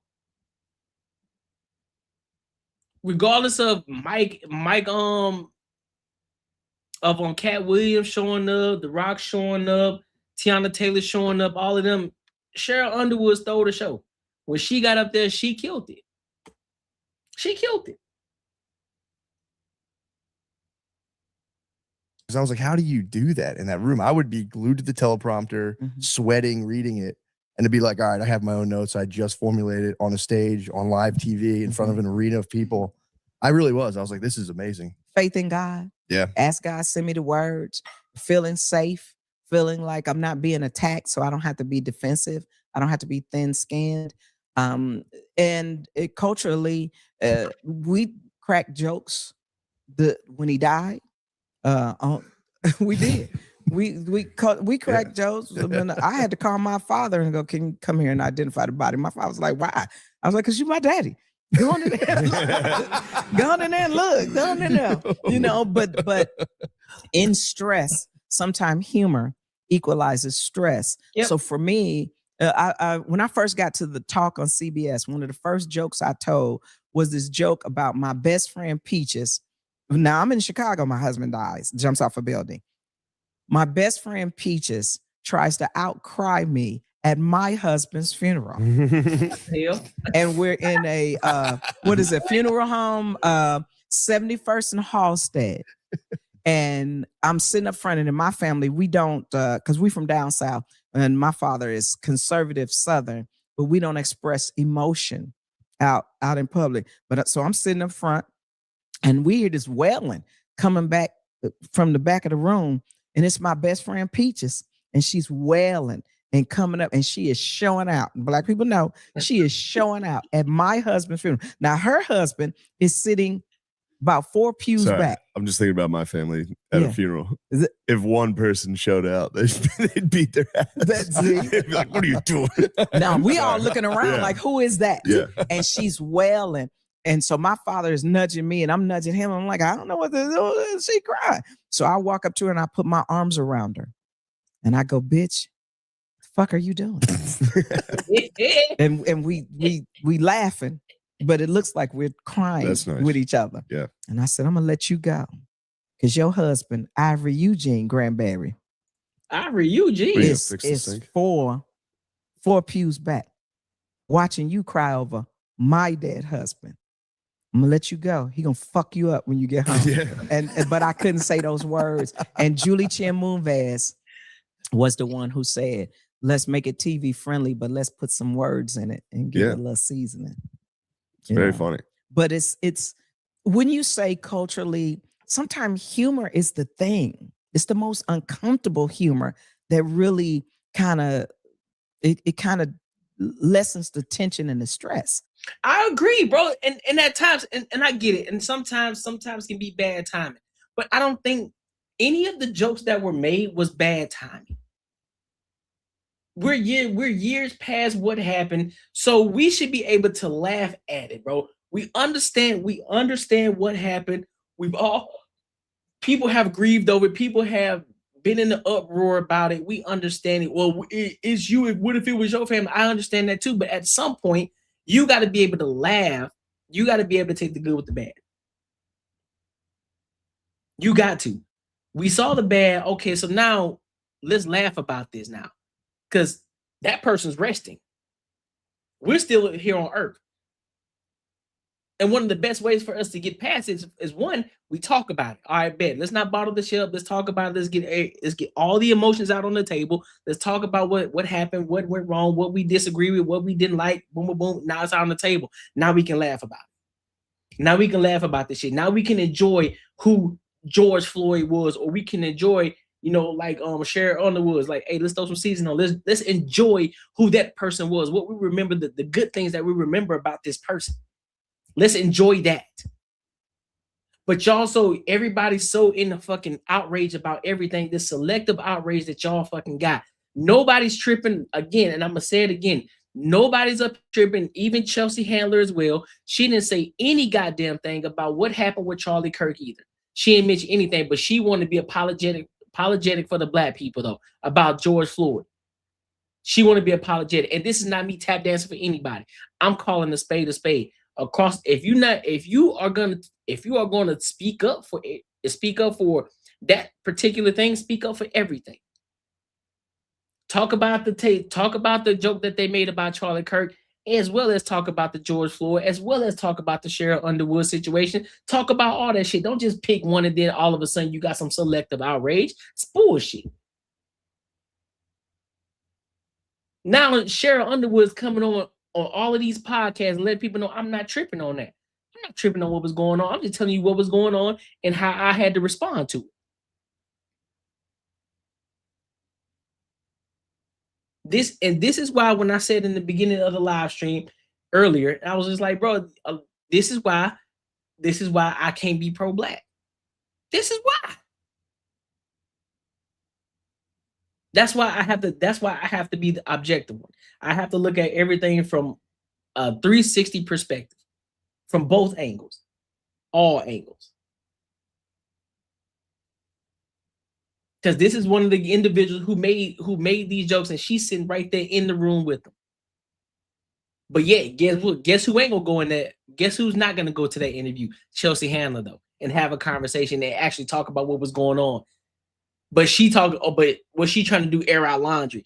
Oh, well, I got a whole bunch of DMs and texts from ex-girlfriends and stuff talking about him. So fucking what? What it is you pissed off, you fake confident because you a hoe, and they called it out. You say that you say that you don't feel no type of way. No, that's what it is, because that's all you valuable. Let's be real, that's all you valuable for. Now you want me to dive into it. Yeah, you got money, cool. Great. Good for you. But you ain't got nothing of substance. You have nothing of substance. From what I see. So that's why ain't nobody checking for you trying to marry you. That's why you only fucking with bad dudes who just want to bust you down, and you gonna continue to say, well, I'm just gonna continue to be hot and I'm gonna let the dudes fuck. Go ahead. Fuck your life away. Do your thing. You got money, like you said, do your thing. Do your thing. If you enjoy it, if you like it, I love it. But that's bullshit though. Sitting up here trying to feel some type of way for somebody else. And they ain't even tripping about it. When you say? Yeah, absolutely. Do you feel you've ever gone too far in something? Yeah, for sure. But then you're like, as soon as you do it in a club, as soon as you're wrong, you go, shit. My bad. But I mean, puns are supposed to get groans. Scatological humor, shit jokes, they make you giggle like a kid. The analysis of humor is what I love. But if you dissect the joke so hard, it's like a frog. You got to kill it to dissect it. Yeah. But to me, for the people who are upset and on social media, I feel like you have a right to be that, because now I get to talk about mental illness in men, and specifically Black men, that men feel, I don't need therapy. I don't need this. I don't need that, right? In this society. But people say, well, how could you sit there? Oh, it was offensive. Well, don't be offended for me if I'm not offended, but be offended for your point of view. And you can have your point of view. Yeah. We're not saying you can't have it. Have it all on social media. Because most people trying to attempt to do stand-up will never understand how it feels. It's like the greatest sex in the world with a bunch of people. He was just hey, it is what it is. Cheryl Underwood said it best, bro. Shout out to her.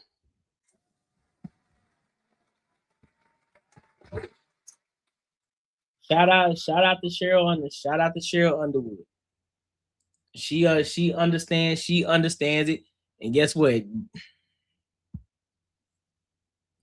Make sure you like, comment, and subscribe for the algorithm. Make sure you hit the bell. Listen, if you enjoyed this video, be sure to check out either of these two videos right here. And make sure you share this post with your friends and your family. All right. Hold on, y'all. Give me 1 second. I'll be right back. Give me 1 second.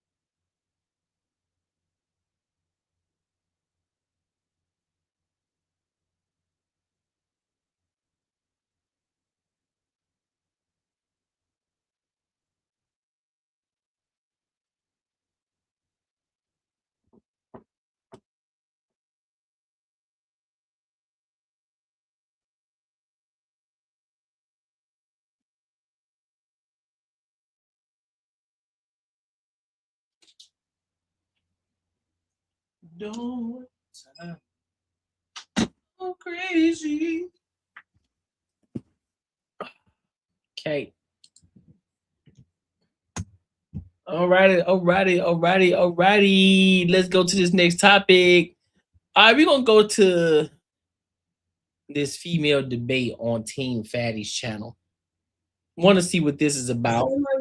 So now, to be honest with you, I don't know what's going on in this video, but we gonna see. I'm pretty sure we'll catch up and see what's going on, and then we'll give our thoughts and our opinions on it. So let's go ahead and rock out.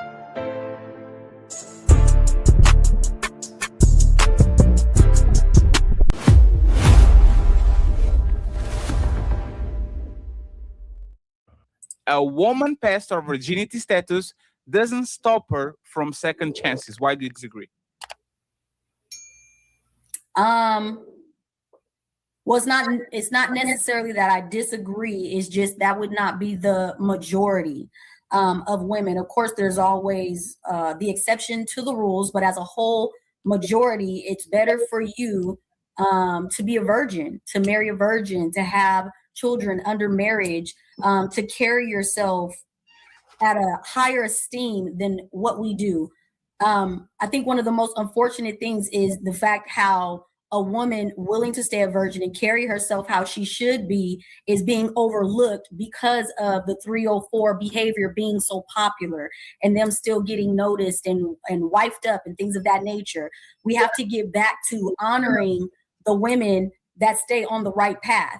And it's not for those that no longer have a virginity to bargain with. It's for our youth that are coming up. We don't like what we see in the women of today. So therefore, we have to speak against the behaviors to create a better future. So what I'm hearing, and I'm listening intently, is that a woman who's a virgin has more value than a woman who had probably safe sex, but she has more bodies. A virgin is more valuable, yes. So the virgin could have no type of experience, maybe not listen, hard-headed, but because she's a virgin, would she be better still than a woman who you would deem respectful? Well, see now that was a bad question, because now you're trying to equate personality. You're trying to equate her personality to her virtue.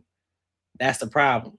That's where you're messing up in that question, because I don't think it's necessarily the fact of nobody's saying that a virgin doesn't listen or they can't comprehend or they could be rude or whatever the case may be. That wasn't the point that she was making. So you already framing that question kind of wrong, because you're trying to intertwine her character and how she behaves versus just her virtue, because that's what melanin is going based off of right now. Yes, because even if she does have some unruly behavior inside of her, once she is dominated by a man sexually, she will submit, obey, and follow leadership. It's only women that have the experience on them that makes it more difficult for you to stay in your place. Okay, so you think that body count matters, and I'm Yes. saying that body count matters until it doesn't. So who do you think would be more likely to get picked and married? Whoopi Goldberg with one body, or Kelly Rowland with, she's a reformed 304, but she found God? Who do you think will find a husband more faster? Well, Oh, you can't do that. You cannot do that. No. Because see, now you try. Oh, you think you slick. You trying to pin into a corner. You need to know. Give a better example. Give a better example. Give her somebody give her somebody that is of the same value in regards to looks. Kelly Rowland automatically looks way better than Whoopi Goldberg, and most people just off the rip of off her looks are gonna pick Kelly Rowland. That's not a fair question. That's not a fair question. Nope, can't do that. If everything's the same, one's a 304 and one's a virgin, now you can ask the question, which one would you choose? Not, oh, you got Whoopi Goldberg versus a Kelly Rowland. Come on, dog. Come on, SH. Come on, SH. Come on, man. I'm gonna go with the Whoopi Goldberg of one body, especially if it's plastered across the forehead. Like, you're talking about a situation where we know, I would say the one that would get wifed up more would be the Whoopi Goldberg with the one body. And that's my point, though. Body count matters until it doesn't, because when you get in relationships or when you talk to people, you really don't know. You know what you hear from them, you see their personality, you see what you might like. But because society puts such a stigma on body count, you say, she's a great woman, but damn, she slept with 10. Are you gonna now leave her to go be with a virgin who might not be more compatible with you? No. So why I brought up the Kelly Rowland and Whoopi Goldberg thing is because it's not plastered. One is deemed, and I don't find Whoopi ugly, but society does. She's deemed ugly, and Kelly Rowland is deemed beautiful. So the looks is what's going to get that so-called good girl who held herself overlooked versus a Kelly Rowland who changed, found God. She'd get married faster. Okay, so you're talking about appearance. What I'm saying is body count. Are you talking about appearance? Because okay, so appearance is not body count.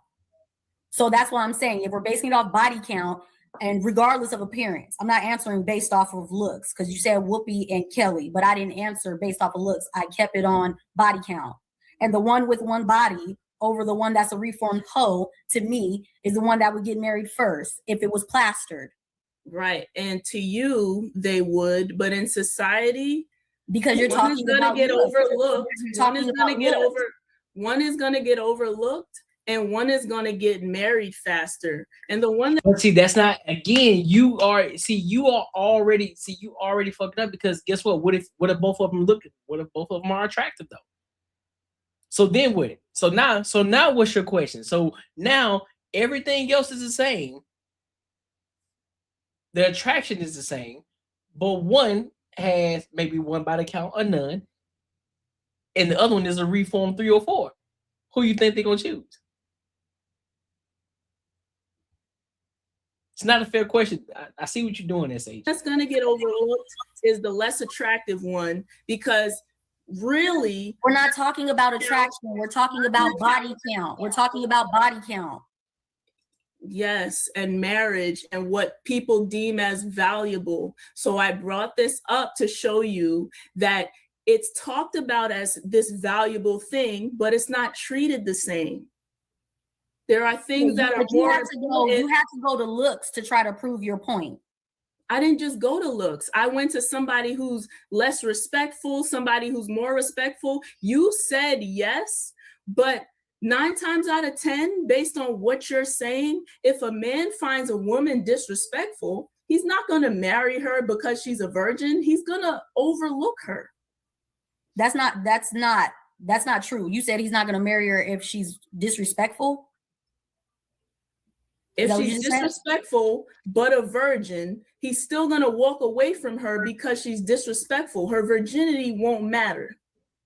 That's not necessarily true, and I think it depends on the level of disrespect that's occurring. If he can see some unruliness in her and she's a virgin, that might be a task that a man is willing to take on, especially since finding a virgin is such a rarity. So we have to talk about the levels of disrespect that are happening in this scenario. Because if she's just a little mouthy, a mouth can be tamed, especially with a virgin. It's the non-virgin girls that don't want to relax or go get a younger man in order to have control. Yeah, I don't know. I'm a living example that that's not true. And what I'm saying is, you're a living example. Well, never mind. So I don't want to do personal. No, she brought it up her personal life. It wasn't you. So if she wants to use it as example, she can do it because she brought it up. Yeah, what do you mean a living example? I was a virgin and I married the man that took my virginity, and I do not believe that that just because I'm a virgin, that makes me special or more special than a woman who wasn't. Just because I'm a virgin doesn't mean I'm a better candidate. What makes me a great candidate is a plethora of other things. And what I'm arguing is that there are virgins who would get overlooked for so many reasons where virginity and body count would not matter. So but she kind of defeating her own argument, because here's the thing: she got married. She's not an ugly girl. She was a virgin. So she already defeated her argument. Now it'd be a different story if she was ugly. It's like, all right, well, cool. Well, you got lucky, but in this sense, you was a virgin. On top of that, you're not ugly. So you can't use that. You're defeating your own argument, shorty. You're bringing up a scenario that didn't even happen. Why are you advocating for a behavior that you did not do? And I find it unfortunate that you don't understand that maintaining being a lady. Congratulations, by the way, and well done. I'll give you hand claps for marrying the person that took your virginity. But I think it's unfortunate and it's sad that you're trying to defend, I guess, the sisterhood of all women, rather than standing in the fact that you carried yourself to a high esteem and got the outcome that you wanted. I think it's unfortunate that you're advocating for anything. It's not unfortunate, and I'm going to prove it to you because I think I'm the only one on this panel that did this. So if your logic stands, then that also means that I'm better than you. I'm more valuable than you. You should be quiet. I'm on a moral standpoint. You're a whore, I'm not, Melanin. You should be walking around saying I'm unworthy and should not get marriage. I don't believe that. I believe that you, if somebody finds value in you, are worthy of marriage just because of whatever they find. Well, that's the thing. See, you're trying to equalize the entire playing field. Let's flip the script. If you're a dude and you got multiple baby mamas, then you got another guy who has no baby mamas, no kids at all. Who the fuck you think is gonna be more attractive? In the sense of not to bust it open for a real one. Not that, but to actually settle down with and actually build a life with. Who do you think is the better candidate to do that with? The one who has multiple baby mamas, or the guy who doesn't have any baby mamas, but everything else is aligned? They both make good money. They're both attractive, but one got multiple baby mamas and the other one don't. So which one you think is more valuable? The guy without the guy that don't have multiple baby mamas. It's the same fucking thing. What are we talking about? It's the same exact thing.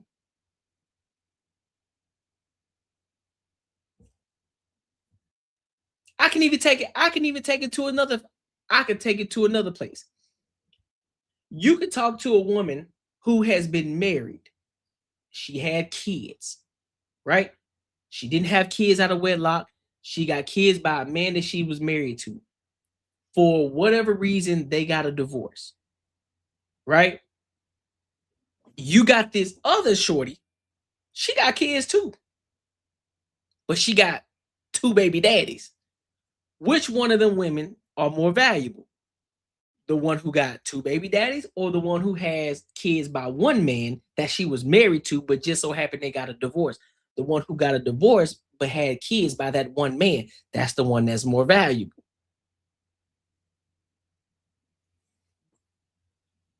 What are we talking about?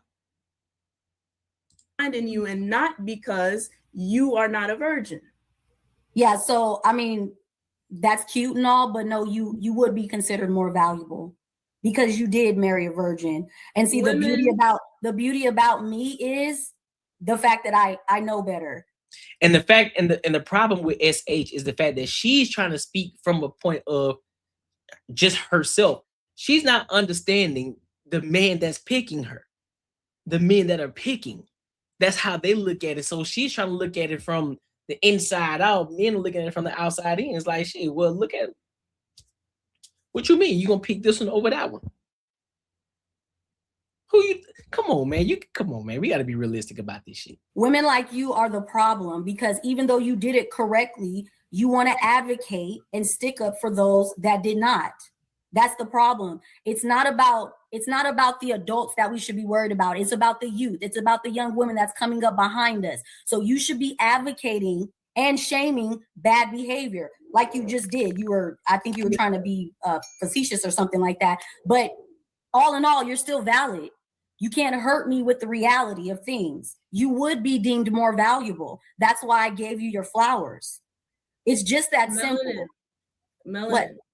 I am not just better than you because I married the man who took my virginity. What I'm trying to say is you have value and should have self-respect. No, but my value is not the, it doesn't mean no, because it doesn't mean I don't have self-respect. That's not what that means. So if there's no need to be advocating for the bad behavior. There's I'm no not need advocating for bad behavior. behavior. I don't need a pep talk from you about my value and all. That's not what I need from you. I need for you to stop advocating for women that don't go about it the way that you did and trying to, oh, it's okay, pat them on the back. No, that's not what we should be doing. Yeah, by your logic, Megan Thee Stallion is just as good as Michelle Obama. Yeah, so I'm going to do what I want. And what I'm saying is that Megan Thee Stallion, if I believe that people can change, or somebody who's not a virgin who didn't do it so-called the wrong way, they practice safe sex, but everything didn't just work out. I'm not telling them that they are worthless because they didn't save their virginity. I think that's actually nobody says. See, now you're strawmanning. You're strawmanning the argument. Nobody's saying that they're worthless. Nobody said that they're worthless. But when you have to measure the two, because you have to measure it against something. Okay, so what would you prefer? Would you prefer a woman who has multiple baby daddies, or would you prefer one who don't have baby daddies? Most men would probably say, I want the one who don't have baby daddies. So in that right, that man, because he's gonna choose, he sees more value in the one that don't have multiple baby mamas. I mean, multiple baby daddies versus the one who does. Why? Because it's a decision making. It's decision making. You got multiple baby daddies. That means you made multiple bad decisions. Your decision making is horrible. So, but this person over here who don't have multiple baby daddies, they have better decision making skills, and so I align with that a lot better. So therefore, I see more value in this person than I do that person. What are you talking about? What you talking about, SH? Bad behavior, because safe sex, there's nothing wrong with practicing safe sex. There is. What's wrong with practicing safe sex? Because so you wouldn't have a problem. Just so we're clear, if you had a daughter that was of legal age, you wouldn't have a problem with her having a plethora of sexual partners as long as she was being safe about it. Yes or no? If she's being intentional and practicing safe sex and her relationships don't work or no? out, Yes or no? You're adding too much context. Yes, I'd be okay with it. Oh, hell nah. Nope. No. You're going against the very thing that you did, which was the right thing. That's just like me saying, that'd be just like somebody saying, hey, bro, you got married. Listen, man, you had babies. You didn't have any out of wedlock. You got married. Everything is solid. But hey, you get sons and you say, hey, big dog, you don't got to do it like me. You know what I'm saying? You can go out here and have multiple baby mamas. You know, you can go out here and bust shorties open as much as you want to. You know what I'm saying? You can get them pregnant, do all of that shit. That's what you can do. You know what I'm saying? You good. Don't do, you know what I'm saying? You ain't got to do it like me. What you mean? No, you advocate for the thing that you did right. And now you're speaking against it. I don't understand that. What the fuck is going on? This is the clear example of what's wrong is right and what's right is wrong. That's crazy.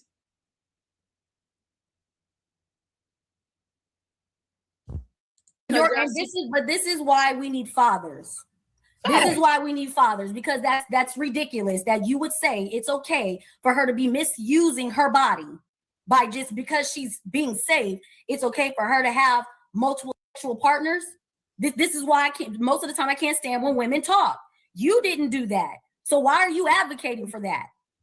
For what? Why are you advocating for women with already got bodies on them to, oh, you're still loved and you're still equal? No, we should bring back shame, because this mindset are the mindsets of people having daughters. And this is why we have an uptick in teenage pregnancy, because of this dumbass mindset. So shame on you, Melanin. You don't deserve marriage. You don't deserve a husband. Shame on you. Shame on you. She don't get it. She don't get it. She not understanding. You're missing it. She's 110% missing everything that Melanin's saying. Nobody's saying just because you got sexual partners that you aren't worthy to get married. Nobody said that. There are plenty of women out here who've had multiple partners they got married. Hell, there are even some that have had some babies out of wedlock and they still got married. Yes, the possibility of that happening is still possible. But what you're arguing here is the value of the two. You're arguing the value. That's it. You're not talking about personality. You're not talking about who they are, the compatibility. You're not talking about any of that. You're talking about the value in regards to their virtue. That's it. And you're taking it all over the place. You're strictly straw man in this argument right now. Well, shame on you, Melanin, that you'll never get married. Who said that? Who?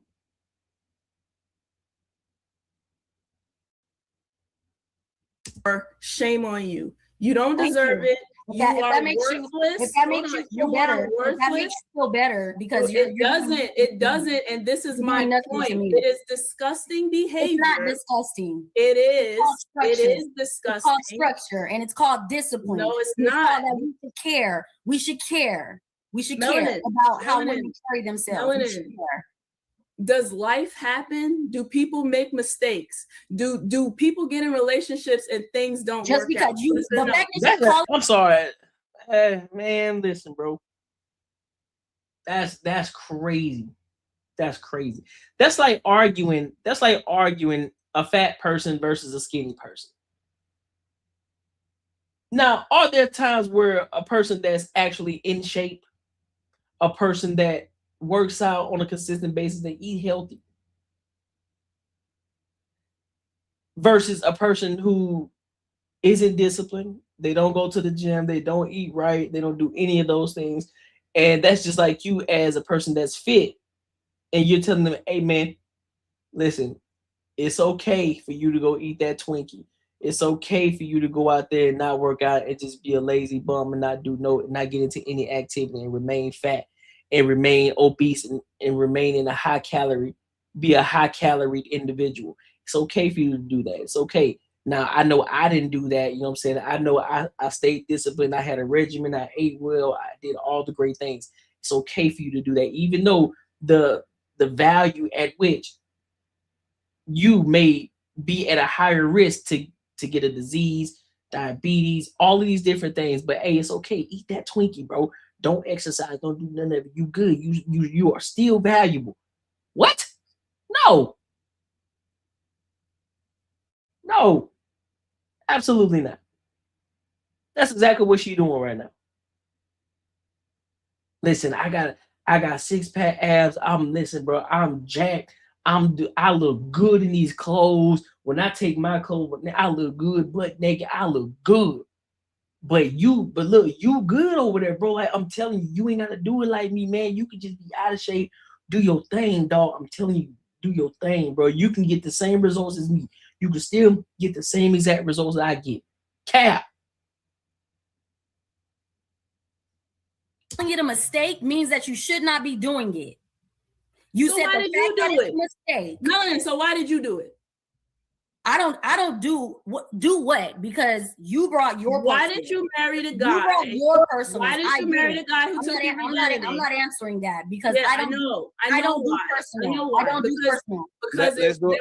Let's do a timeout right here, right? Because we agreed that we don't do personals. But I want to clarify something.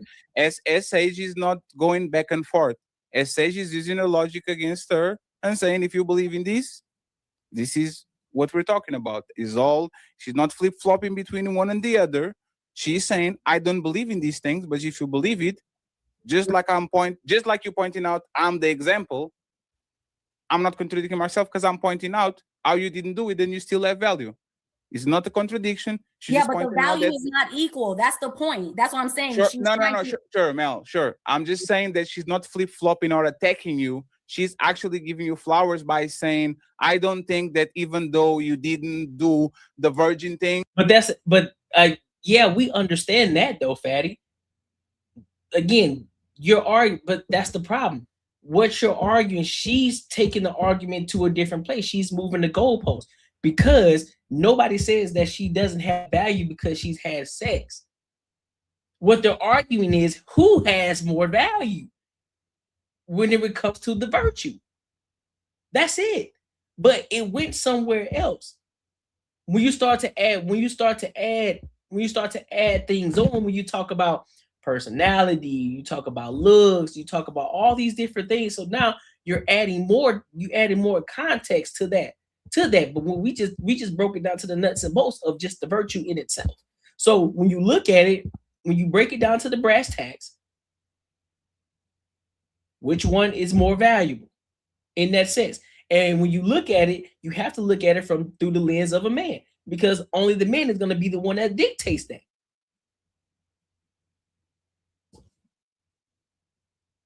Regardless of how you feel about yourself, you can feel like you're the most valuable person in the world. That's cool. That's your own personal right to feel that way. But however, you don't dictate the market. The men do. Just as vice versa. The women will dictate the type of man that you are, or they will dictate that. You can call yourself him all day, but if you ain't got the results to actually prove that you're him, then don't give a fuck what you think about yourself. The market dictates that. Where's the lie? I still believe that you are valued. People are thinking that this personal shot is not do personal think- shot. I She do believes on her worldview. She's saying on her worldview, even if woman had sex before and all that. Give you another example. That's just like, let's talk about sports. You know, I like to use sports analogies, right? Do we believe that the bench players? Let's talk about the NBA. Do we believe that the bench players are valuable? Yes. Now, do we believe that the players that are starters, or let's make it even better for you. Let's take the Timberwolves, right? The bench players, they have value. Correct. Right? We can agree with that. Do any of those players on the bench have more value than Anthony Edwards? Yes or no? I'll answer for you. No, they don't have more value than Anthony Edwards, but that doesn't mean that that doesn't mean that the bench players don't have value. They're on the team for a reason. They have value, but does that mean they have more value than Anthony Edwards or just as much value? No, they don't. And you'd be lying if you say that they do. Come on, man. They deserve a second chance, and they have value like the woman, like her, that actually didn't do it. So I don't But want it's not, this. I understand that, but it's not equal value. Sure, And that's, you disagree with that's that. my point. It's not equal value, and that's irritating because this is why nobody's finding value in staying a virgin until marriage anymore. Because what's the point? If the 304 is getting looked at equal to me, or the woman with bodies is getting looked at equal to me, why would I stay a virgin? Why should I matter? Why should I feel special? And that's the problem with the talking point. That's my only point. Yes, and it's what I'm trying to say is body count and virginity is not just what makes you special. You are not sitting here and I'm better than you. And what I'm saying is that life happens, people go through life. So just because she might have more bodies than somebody doesn't mean that she's more that she's less valuable. I think women can make better choices in picking a better guy, can make better choices in protecting themselves. Men as well, because I think men should also, but not to. So if I go to the car lot, and I buy a car that has 100,000 miles on it versus buying a car that has 5,000 miles on it, you mean to tell me that $100,000 mile car is the same value as that 3,000 mile car? That's what you're telling me? But no, don't worry. We did a fresh paint job on it. We changed the tires on it. We did the oil change on it. We cleaned up the vehicle. We shampooed it. We got to look at real good and spiffy. But guess what? It's still 100,000 miles on that goddamn vehicle, though. It's still 100,000 miles on it, regardless of what you did to it. You can put all the you can do all the upgrades as much as you want to it. It's still got 100,000 miles on it. Versus that 3,000 mile vehicle. You telling me that it's still more valuable? Oh, I'll break it down to you even further. Let's talk real estate, right? So you mean to tell me that two of these houses are the same, right? You can go down any neighborhood, because I used to do wholesale real estate, right? There are two houses. They are exactly the same, but one has more value. Why is that? Well, it's because there have been upgrades. There have been upgrades in the house. Upgrades have been made. There's things that are new inside the home, or you could look at it as a brand new home that was just built versus a home that wasn't built. You could look at it as this. Okay, there's a brand new house that was built down the street here. This has more value versus this house over here that doesn't have any upgrades into it. They haven't put anything new into it. That roof is almost 20 years old. There's no rebuild, no nothing. That house has been the same and we built this house in 1990. This house was built in 1990, no upgrades at all. Versus this new home that was built in 2015. That was over here built in 2015. Which one of these houses have more value? The 2015 home. Because that 1990 home, it ain't got no upgrades. Everything is still original to when it was first built. So you finna get cents on the dollar for that house versus the 2015 home. You're gonna have to pay a little bit more because that house is more valuable.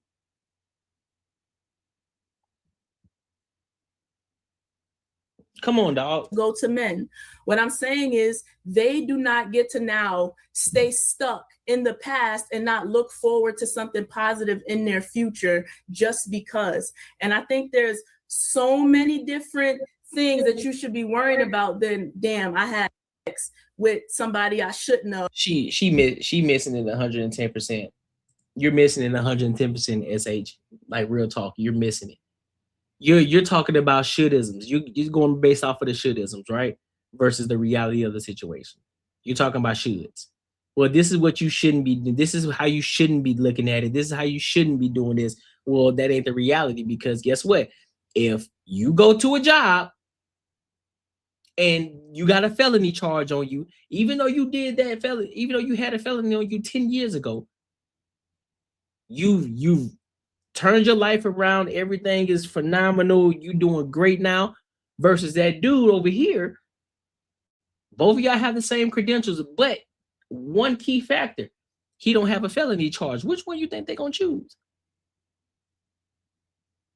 Which one you think they're gonna choose? You think they're gonna choose the one that had the one that had the felony? Yeah, all right. Believe that if you want to. Believe that if you want to. And it works the same thing. It works the same way in dating.